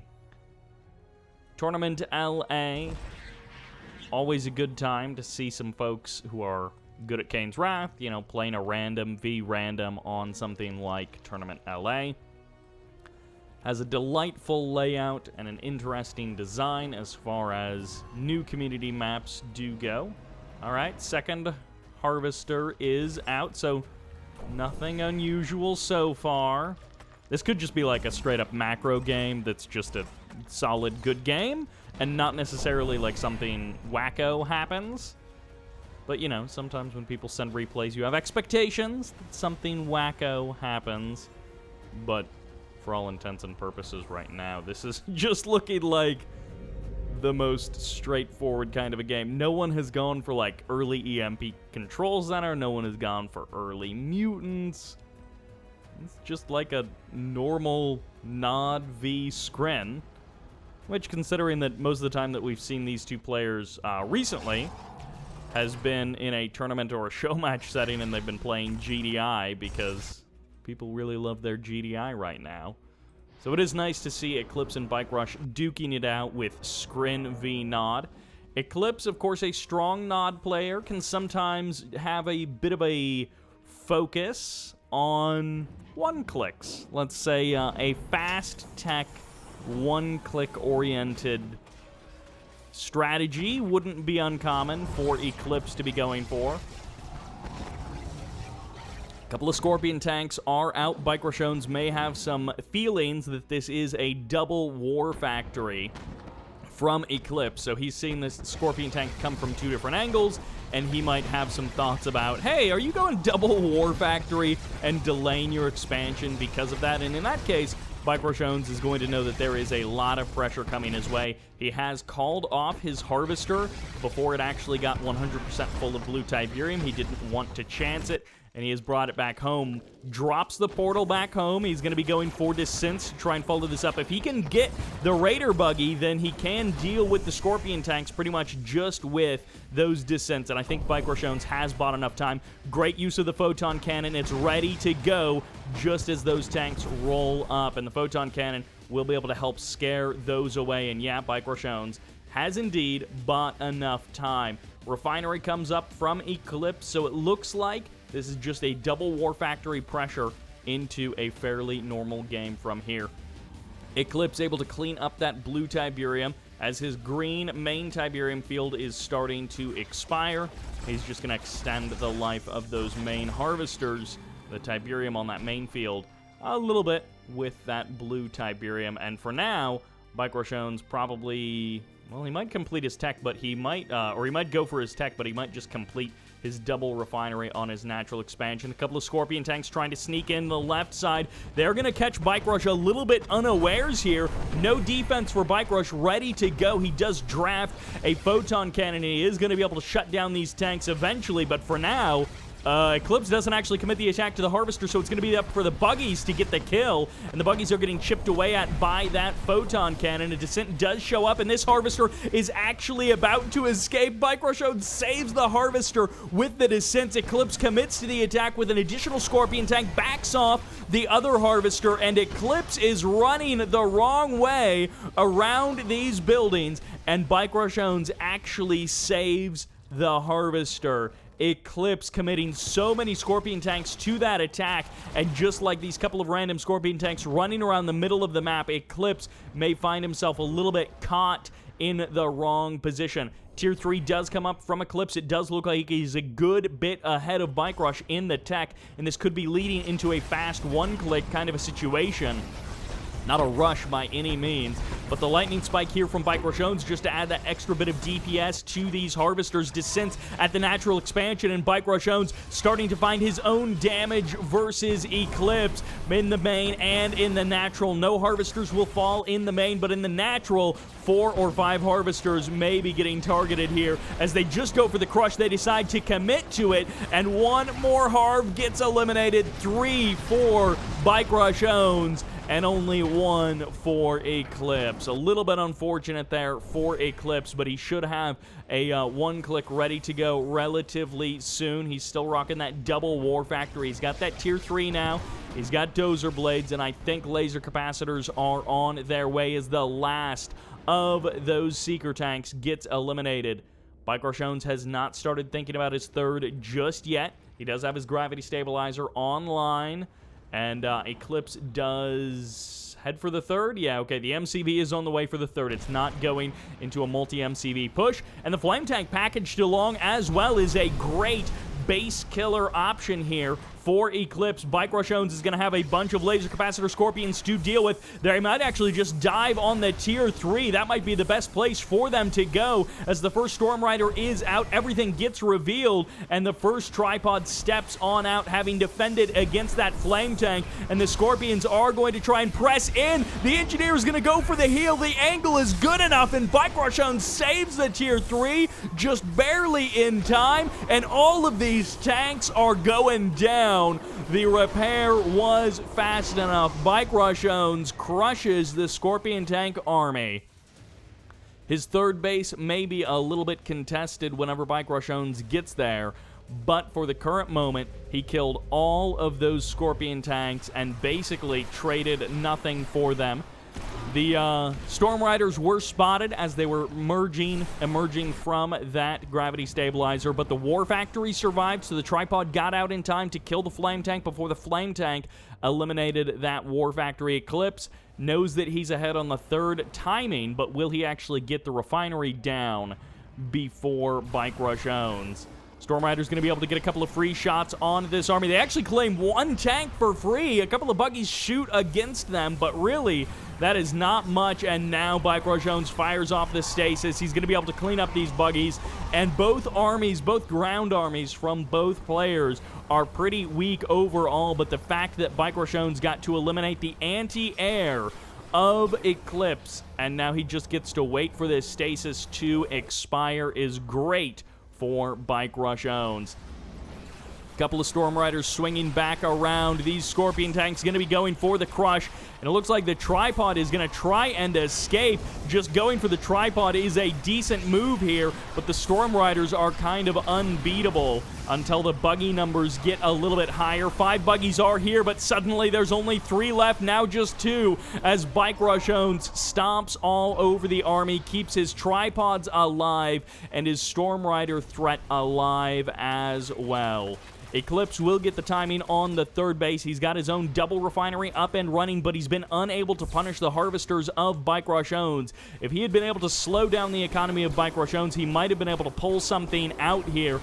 But now it just feels like they're going to be transitioning towards their thirds, and BikeRushOwnz now has the stronger ground army because Eclipse attacked into BikeRushOwnz and wasn't able to pull it off. That stasis was a little too powerful. The Storm Riders were unopposed, and Eclipse, who honestly played this out pretty well, just overcommitted to those attacks with no way of dealing with BikeRush's army. Now there's upgrades, there's more tripods. When it's just 1 or 2 tripods and a couple of descents, yeah, the Scorpion tanks can deal with them. But you add in that stasis, you add in the Storm Riders, and it is a difficult situation for Eclipse to try and get himself out of. He is, of course, ahead on that third refinery timing by a good bit. Black Hand Squad coming down the middle. Looks like he will eventually get cleaned up here. These tripods getting delayed and giving Eclipse more time. He's gone with 1 barracks as a follow-up. Third war factory at the third, but I imagine he's... Oh, actually, he has actually kept all 3 of his war factories, so he is triple pumping units to try and get himself back on his feet. And it would be great if he was able to click down this refinery at the third. That is one thing that is missing from Eclipse's arsenal. I mean, he got 1 clicked by BikeRush, that stasis locking down his army, and he has not had any clicks in return. A couple of bikes are here. They're going to be able to finally clear out these Storm Riders which have been causing so many problems for Eclipse throughout this game. And no, the Storm Rider is now here. The Storm Column, rather, is now here. And Eclipse is going to commit to the attack. No, he backs off as the tripods walk up. And Eclipse's only real hope is to get off like a monster 1-click here and delete the refinery, but honestly, that wouldn't be that big of a deal. I do love the pressure on 2 sides, but it is gunwalkers against infantry over here. A couple of Scorpion tanks would have gone a really far way to bolstering this attack in the south, but Eclipse has only infantry against gunwalkers, and they are going to buy themselves so much time for BikeRushOwnz to come up with a better solution to stop this attack. Eventually, the gunwalkers starting to get overwhelmed. This war factory will probably just be sold off here for BikeRushOwnz. The tech is exposed. That engineer is still just hanging out down there in the south, but in the north, it's going to be Mechapedes and tripods marching forward. The Scorpions on retreat, as in the south, Eclipse is just going to try and trade out against BikeRush's forces, and if he could take these 2 bases, that actually could be a pretty big win for Eclipse. He still has not managed to remove this refinery. And I mean, hey, anything helps at this point. Getting the tier 3 is a huge win. Gets 2 power plants as well. I'm not sure what that was from BikeRushOwnz. Here's a free power plant, a little bit of a donation there. And they're going to be trading main bases against each other. Eclipse, the last time he got trapped in a base race against BikeRushOwnz, it did not work out well for him. And once again, there's a random power plant in the south. No, Eclipse, not again. Not again in this same setup against BikeRushOwnz. But this time he's got a much stronger ground army. BikeRushOwnz is going to lose his natural expansion as well. Eclipse pushing towards the third. These Scorpion tanks able to kind of chunk down this army. No, the Mechapedes are still alive. I thought the Mechapedes on the front would get cleaned up, but no, Eclipse wasn't able to take them down, and now his third is under threat. Eclipse trying to pivot, trying to keep moving, but this 4 tripod march is just coming in, and I'm not sure if BikeRushOwnz is going to be stopped. Eclipse is going to have to deal with all of this at his third. The tripods come through, the Scorpion tanks fall, and BikeRushOwnz is going to crush the third of Eclipse. On the other side of the map, Descents are holding off the ground army. Buzzers as well. The Buzzer Hive behind the barracks, holding against those random rocket squads of Eclipse. The third of Eclipse has fallen. The war factories are shut down, and Eclipse has pivoted to the main base of BikeRushOwnz. He will clean up the power plant in the south this time, and his Scorpion tanks have survived the assault on BikeRush's third. That is the one thing that Eclipse has going for him, as his laser Scorpions have done a really good job in this game. That reactor still survives. Eclipse calls off the attack. Not again, man. Not again. These tripods are difficult to deal with, but with no anti-infantry support, Eclipse may have found an angle that works for him. Rockets trying to close the distance. Most of the tripods are out of their range, but eventually the power plant does go down. Eclipse fixes it there, and he doesn't have much Tiberium left under his control. BikeRushOwnz has been able to harvest that entire third field. Eclipse only got half of his own third field, and I have to assume that he is running out of cash, that his bank account is about empty. Mechapedes close in the south. The Scorpion tanks go down. The rocket squads can't catch those tripods. One random harvester down there, and Eclipse is out of cash, out of time, as BikeRushOwnz will not be stopped. Unfortunately not. Oh, the Mechapedes do dodge the ball. Fortunately for Eclipse, he is able to push back those units. They really do just stop attacking that MCV.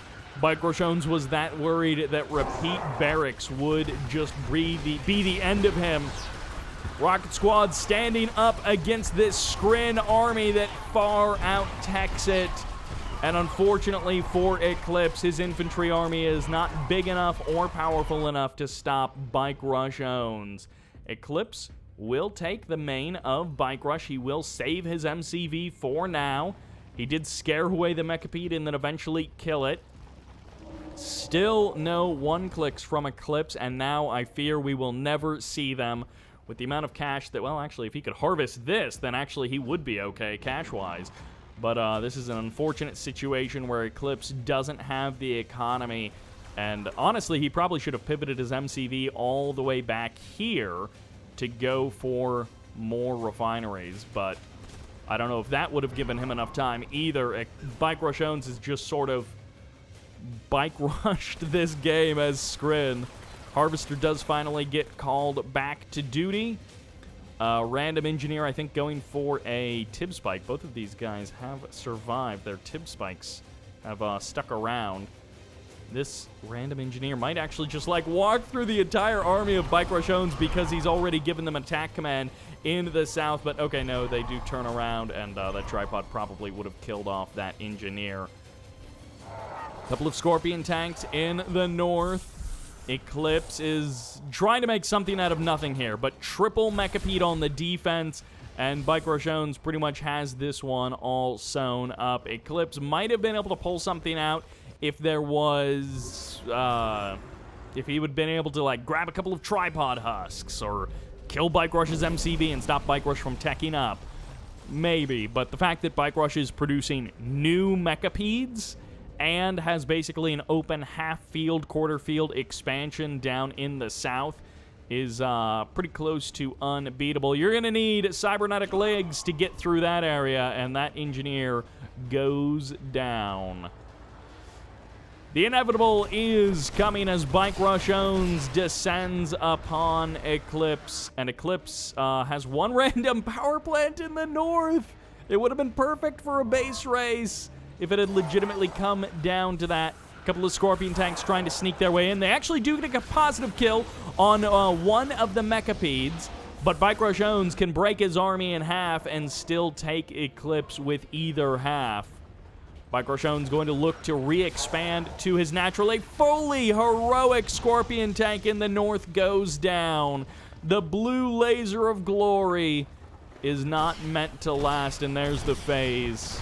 A nice response from BikeRushOwnz, enabled by his tech and by the fact that he still has his MCV. The crush comes in, the GG gets called, and just a little bit of a weird base trade, but a solid game from Eclipse and BikeRush. Ultimately, BikeRush able to take the win there.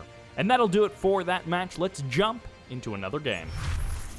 And that takes us to another R18 match here on Tiberium Rift, aka Twisted Rift, for another kind of straightforward 1v1, or at least we shall see. In the north as the red black hand. Nope, it's not BikeRushOwnz. This is MasterLeaf.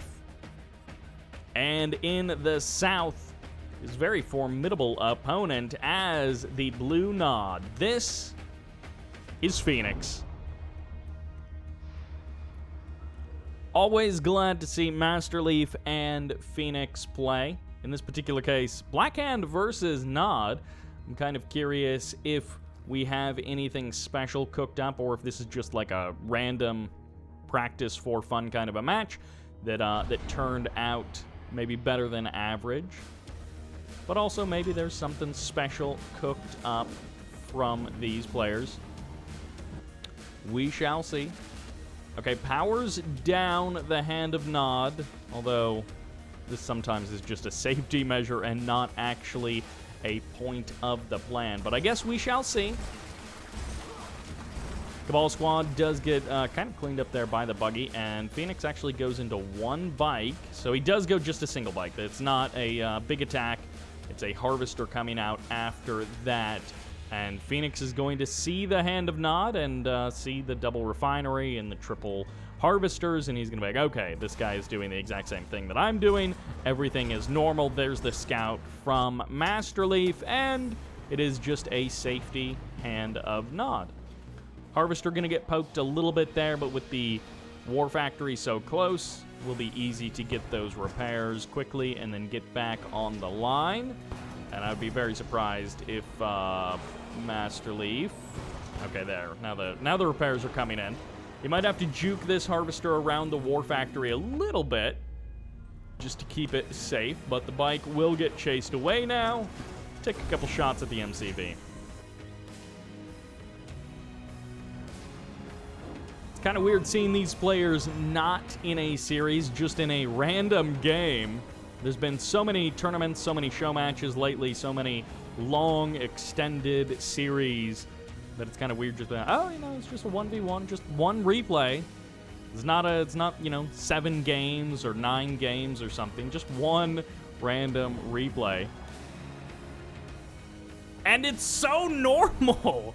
It's Nod versus Blackhand. It's not a GDI mirror, and these two guys are playing this one out about as straightforward as it possibly can. Okay, he brings the hand of Nod back online. Why, MasterLeaf?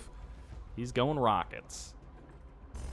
Unless this is like a voice of Kane. What is that statue of Kane called that Black Hand get? I don't actually remember. Anyways, it could be an infantry build. But Phoenix is just playing this one out like a normal game. He is going to get decent intel on this. We'll see if he kind of identifies the numbers of rockets coming out from MasterLeaf. First Harvester may go down.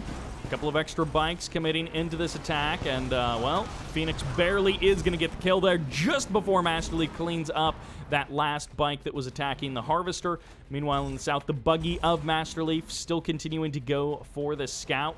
So MasterLeaf is going to have a good idea, and this is a double barracks infantry push. So MasterLeaf is not continuing with the bikes. He's not continuing with, like, double War Factory kind of a play. He is going double hand of Nod. And it may not be like an all-out assault, but he might just sort of poke and prod at the main base of Phoenix just to keep him honest and to keep him from going too greedy in the north. We'll see. MasterLeaf is going to be behind on the tech if he doesn't get out his operations center soon, but it's actually now 3 hand of Nod from MasterLeaf. Couple of pockets of infantry around the map, but no big commitment. And Phoenix, I assume, is going to go... He's gone double War Factory. now that he's at his natural. Adds on a flame tank. Of course, he could go stealthed flames if he wanted to. That would at least be something that MasterLeaf couldn't do. And this is at least 4 flame tanks coming out from Phoenix. 5 flame tanks. So he is going big with the fire guns, and let's see if MasterLeaf is able to deal with it. MasterLeaf's third is not up just yet. He's not even walking over there. He went Operations Center and Secret Shrine, and it looks like he is going for some infantry upgrades. There's Black Disciples coming online just before your eyes. A couple of bikes in the north.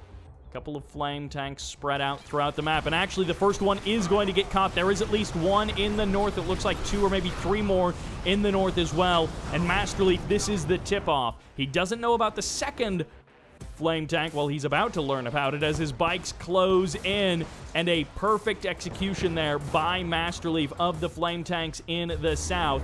He did not see the buggy, but the radar jamming missile fires off, and it's going to be a catalyst missile as well. Catches 1 refinery in the south, and MasterLeaf was literally ready for it. 2 flame tanks, 4 flame tanks. How many flame tanks is this in the north from Phoenix? And MasterLeaf has his own flame tank to hunt down the flame tank of Phoenix. He does eventually get it, and his own flame tank with that veteran upgrade is going to be feeling pretty good about himself. Flames in the south have been shut down. 1 flame tank didn't quite manage to get through. I think that was a tip vapor bomb coming through or something, and Phoenix and MasterLeaf both going crazy with flame tanks, and MasterLeaf doesn't get blue flame just yet. So he is going to be losing that fight, and the flame tanks of Phoenix do make their way through, and Phoenix, I assume, is going to be thinking about a third field at some point. And, well, the flame tanks have arrived from both players, but the blue flame upgrade has finally been purchased by MasterLeaf, and it is a flame bonanza from these 2 players. So many flame tanks from each of them, and flame tanks shutting down flame tanks, defending against flame tanks. MasterLeaf does get sniped in the south part of the map. Another flame tank trying to make its way in, but Phoenix is on top of the defense. He does get the kill there on another flame tank, and he spots out a 3rd flame tank in the north in the middle of the map. He is going to be taking the blue Tiberium for himself. Phoenix, before his 3rd field is even established, is taking over that blue Tiberium. And no, his flame tanks stop moving. They get eaten up by the flames of MasterLeaf. And at this point, this has to be not cost-effective for one of these players. But honestly, I don't know who, because there are so many flame tanks on both sides. Flame tank is about to become the most said phrase that I have ever said by the end of this game. MCV almost gets caught here, and actually with a couple of squads on top of it, and that blue flame upgrade, Purifying Flame is truly purifying Phoenix as a couple of fanatics get added into the mix and push back his Scorpion tanks. Everything goes south for Phoenix oh so quickly. He's on 2 bases. He's basically out of Tiberium, and his last flame tank, I think, is about to be shut down. No, the laser turret comes up, goes offline, and then it comes back online just in time.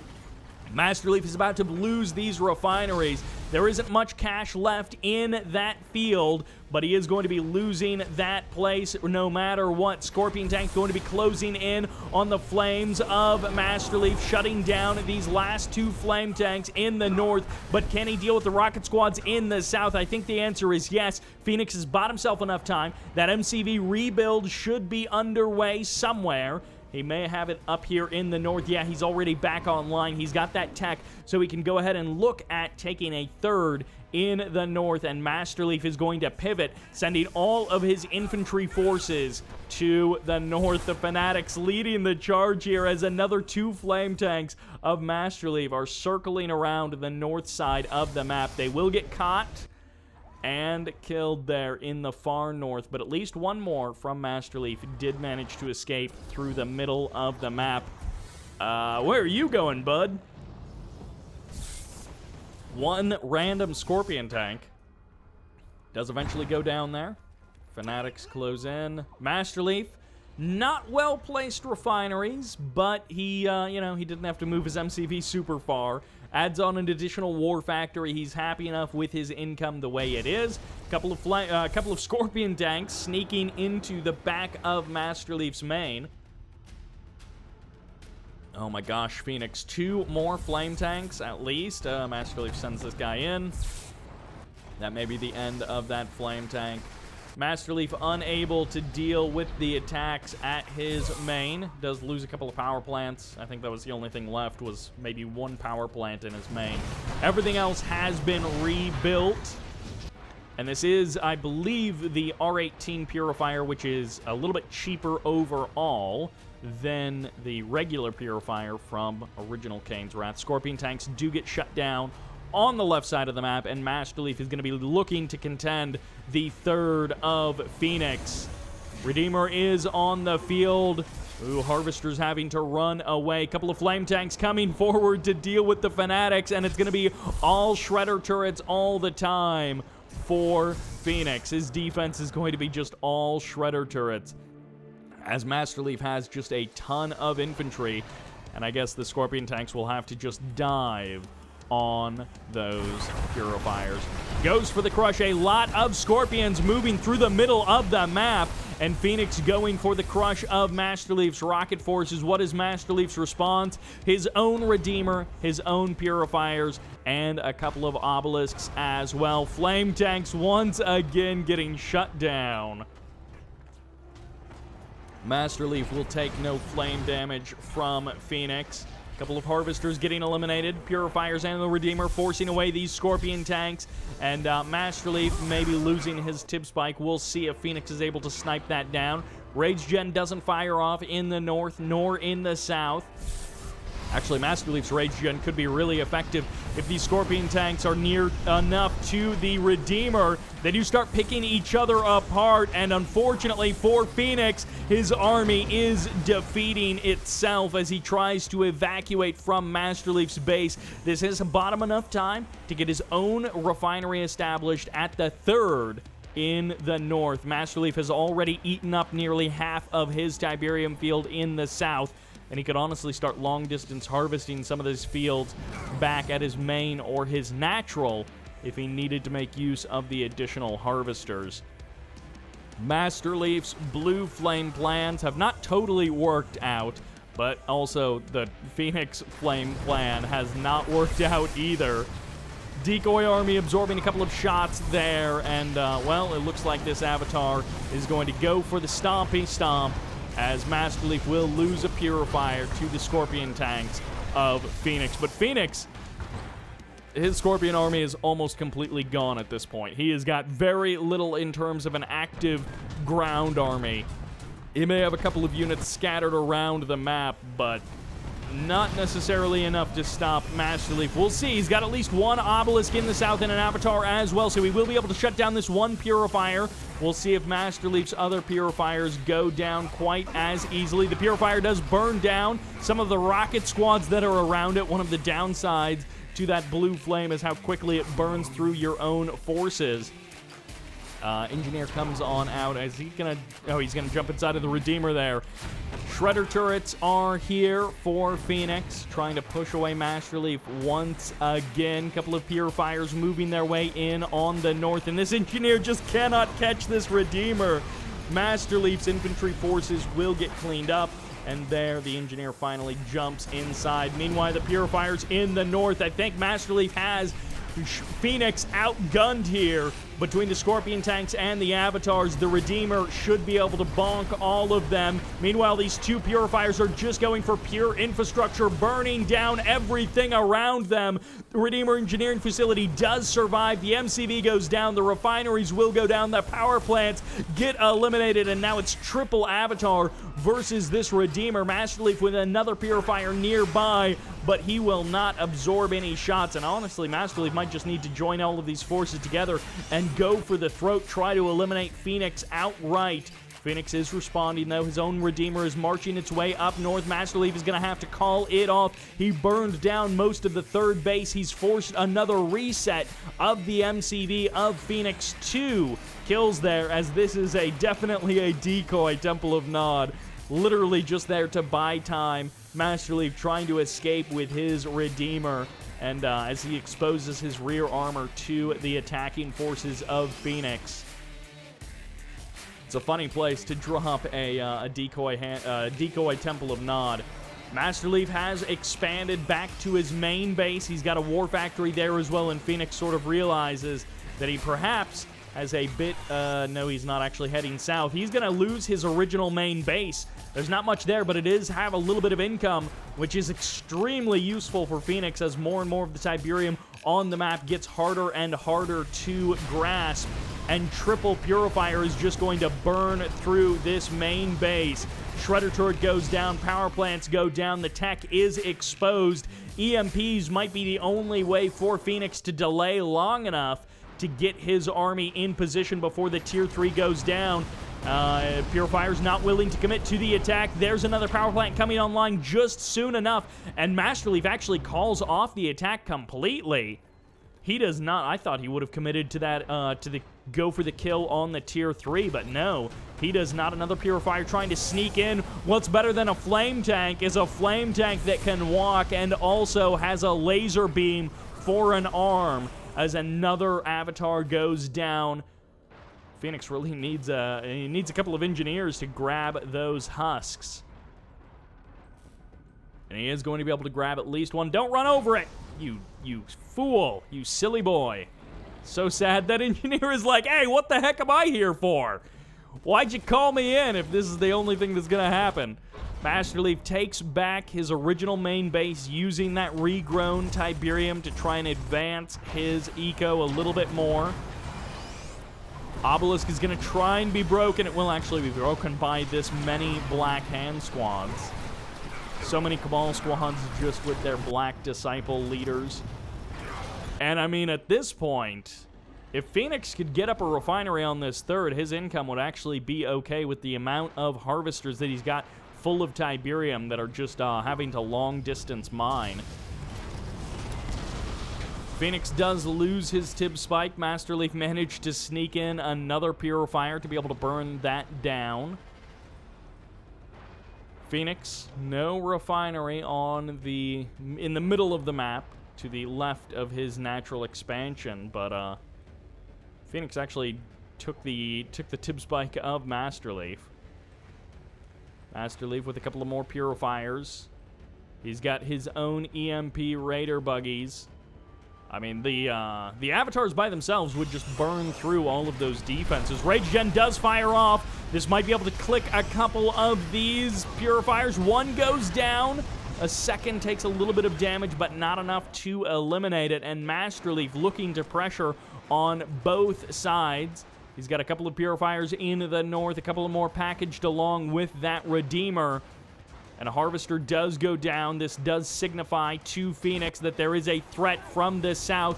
MasterLeaf is just going to try and march his way in. The Rage Gen has already been used by Phoenix. There it is for MasterLeaf, as he is going to try and just burn down the base of Phoenix from both sides. Phoenix moving in with the Scorpion tanks. Can he do it? Avatars showing up as well. And Phoenix is going to be able to overwhelm the forces of MasterLeaf, but maybe not, as the Tib Bane detonation pops off, takes down a couple of those Scorpion tanks. The Avatar numbers are thin for Phoenix. The EMP comes through, locks down a couple of those Purifiers. Meanwhile, Phoenix trying to defend with 4 avatars back in his natural expansion, and it's Redeemer versus Redeemer, Avatar versus Purifier at the third base. But MasterLeaf is cutting through the forces with the help of the EMP. He's got the lockdown on those avatars. MasterLeaf may lose the fight on the front lines, but he may not even lose that, as he's got engineers gonna cap those husks and bring his firepower back online. Rage Gen fires off again, and the engineers may be getting sniped as they pop out. Now one of the husks finally gets recovered, and MasterLeaf burns through the third, burns through the tech. of Phoenix, the Redeemer of MasterLeaf, falls. The Engineers unable to get back into their husks. Phoenix is crushing the husks with his harvesters, sniping the Engineer there. And Phoenix brings only one of the avatars back online for himself. MasterLeaf has burned through the entire main base, the entire natural expansion of Phoenix. Phoenix has basically no buildings left, but his army is better than MasterLeaf's. The MP comes through. Phoenix is going to lose one of the purifiers that he reclaimed. The Engineers are nowhere nearby to get this, and Phoenix has literally no way to get any... No, he's still got a tip spike. MasterLeaf never actually capped it. The Engineer was just standing there on the ground next to the tip spike. He was auto-rallied there, but Phoenix is trying to chase down more of the avatars of MasterLeaf. Phoenix may need to just overwhelm this one avatar so that he can chase down the other two. Otherwise, he's going to slowly lose his avatars to that purifier. And MasterLeaf, if only he captures that tip spike, that would completely cut off the economy of Phoenix. So many husks laying dormant around this map. MasterLeaf with a commando. Phoenix also, I think, had a commando running around somewhere on this map. Yeah, Phoenix has his own commando running around as well. Tib Spike still has not been captured by MasterLeaf. A harvester of Phoenix does get targeted. Phoenix finally got a refinery back online, and he's even got his commando guarding it, worried about anything that MasterLeaf might be sending his way. MasterLeaf perusing through the corpse graveyard of purifiers and avatars. Tib Spike still unclaimed. That extra bit of income saving Phoenix in this game, but MasterLeaf has had so much more for so much longer than Phoenix. One click might be ready to go. There's this scout that comes in. At least that is unstoppable. MasterLeaf is going to try and commit to the attack. Can he get the MCV? He gets one of the avatars, but no more. And that is it for Phoenix's economy. Refinery gets taken down. MasterLeaf still has not captured this Tib Spike. And that might be a real nuclear missile. No, it's another decoy nuclear missile. Phoenix had enough cash to get another refinery, but he has got no army, and the EMPs are online. They are coming for him. Hand of Nod does get deployed, trying to use the ball to crush any units as they approach. Phoenix is not giving up. He is fighting this one out to the bitter end. EMP fires off, holds that Hand of Nod, and another commando coming in. Will she be able to get the kill on anything? She may just go for the MCV, go for the kill the old-fashioned way. And goodbye, MCV. No more build queue. Redeemer gets locked down, and finally, MasterLeaf gets the kill on Phoenix. A well-fought, well-earned victory there for MasterLeaf, and two fantastic matches on R18 from these four guys. Well played to both of them, and I think that will wrap up this video. Thank you all for sending in replays. Thank you all for watching. I hope you enjoyed it, and this is Cyber signing out.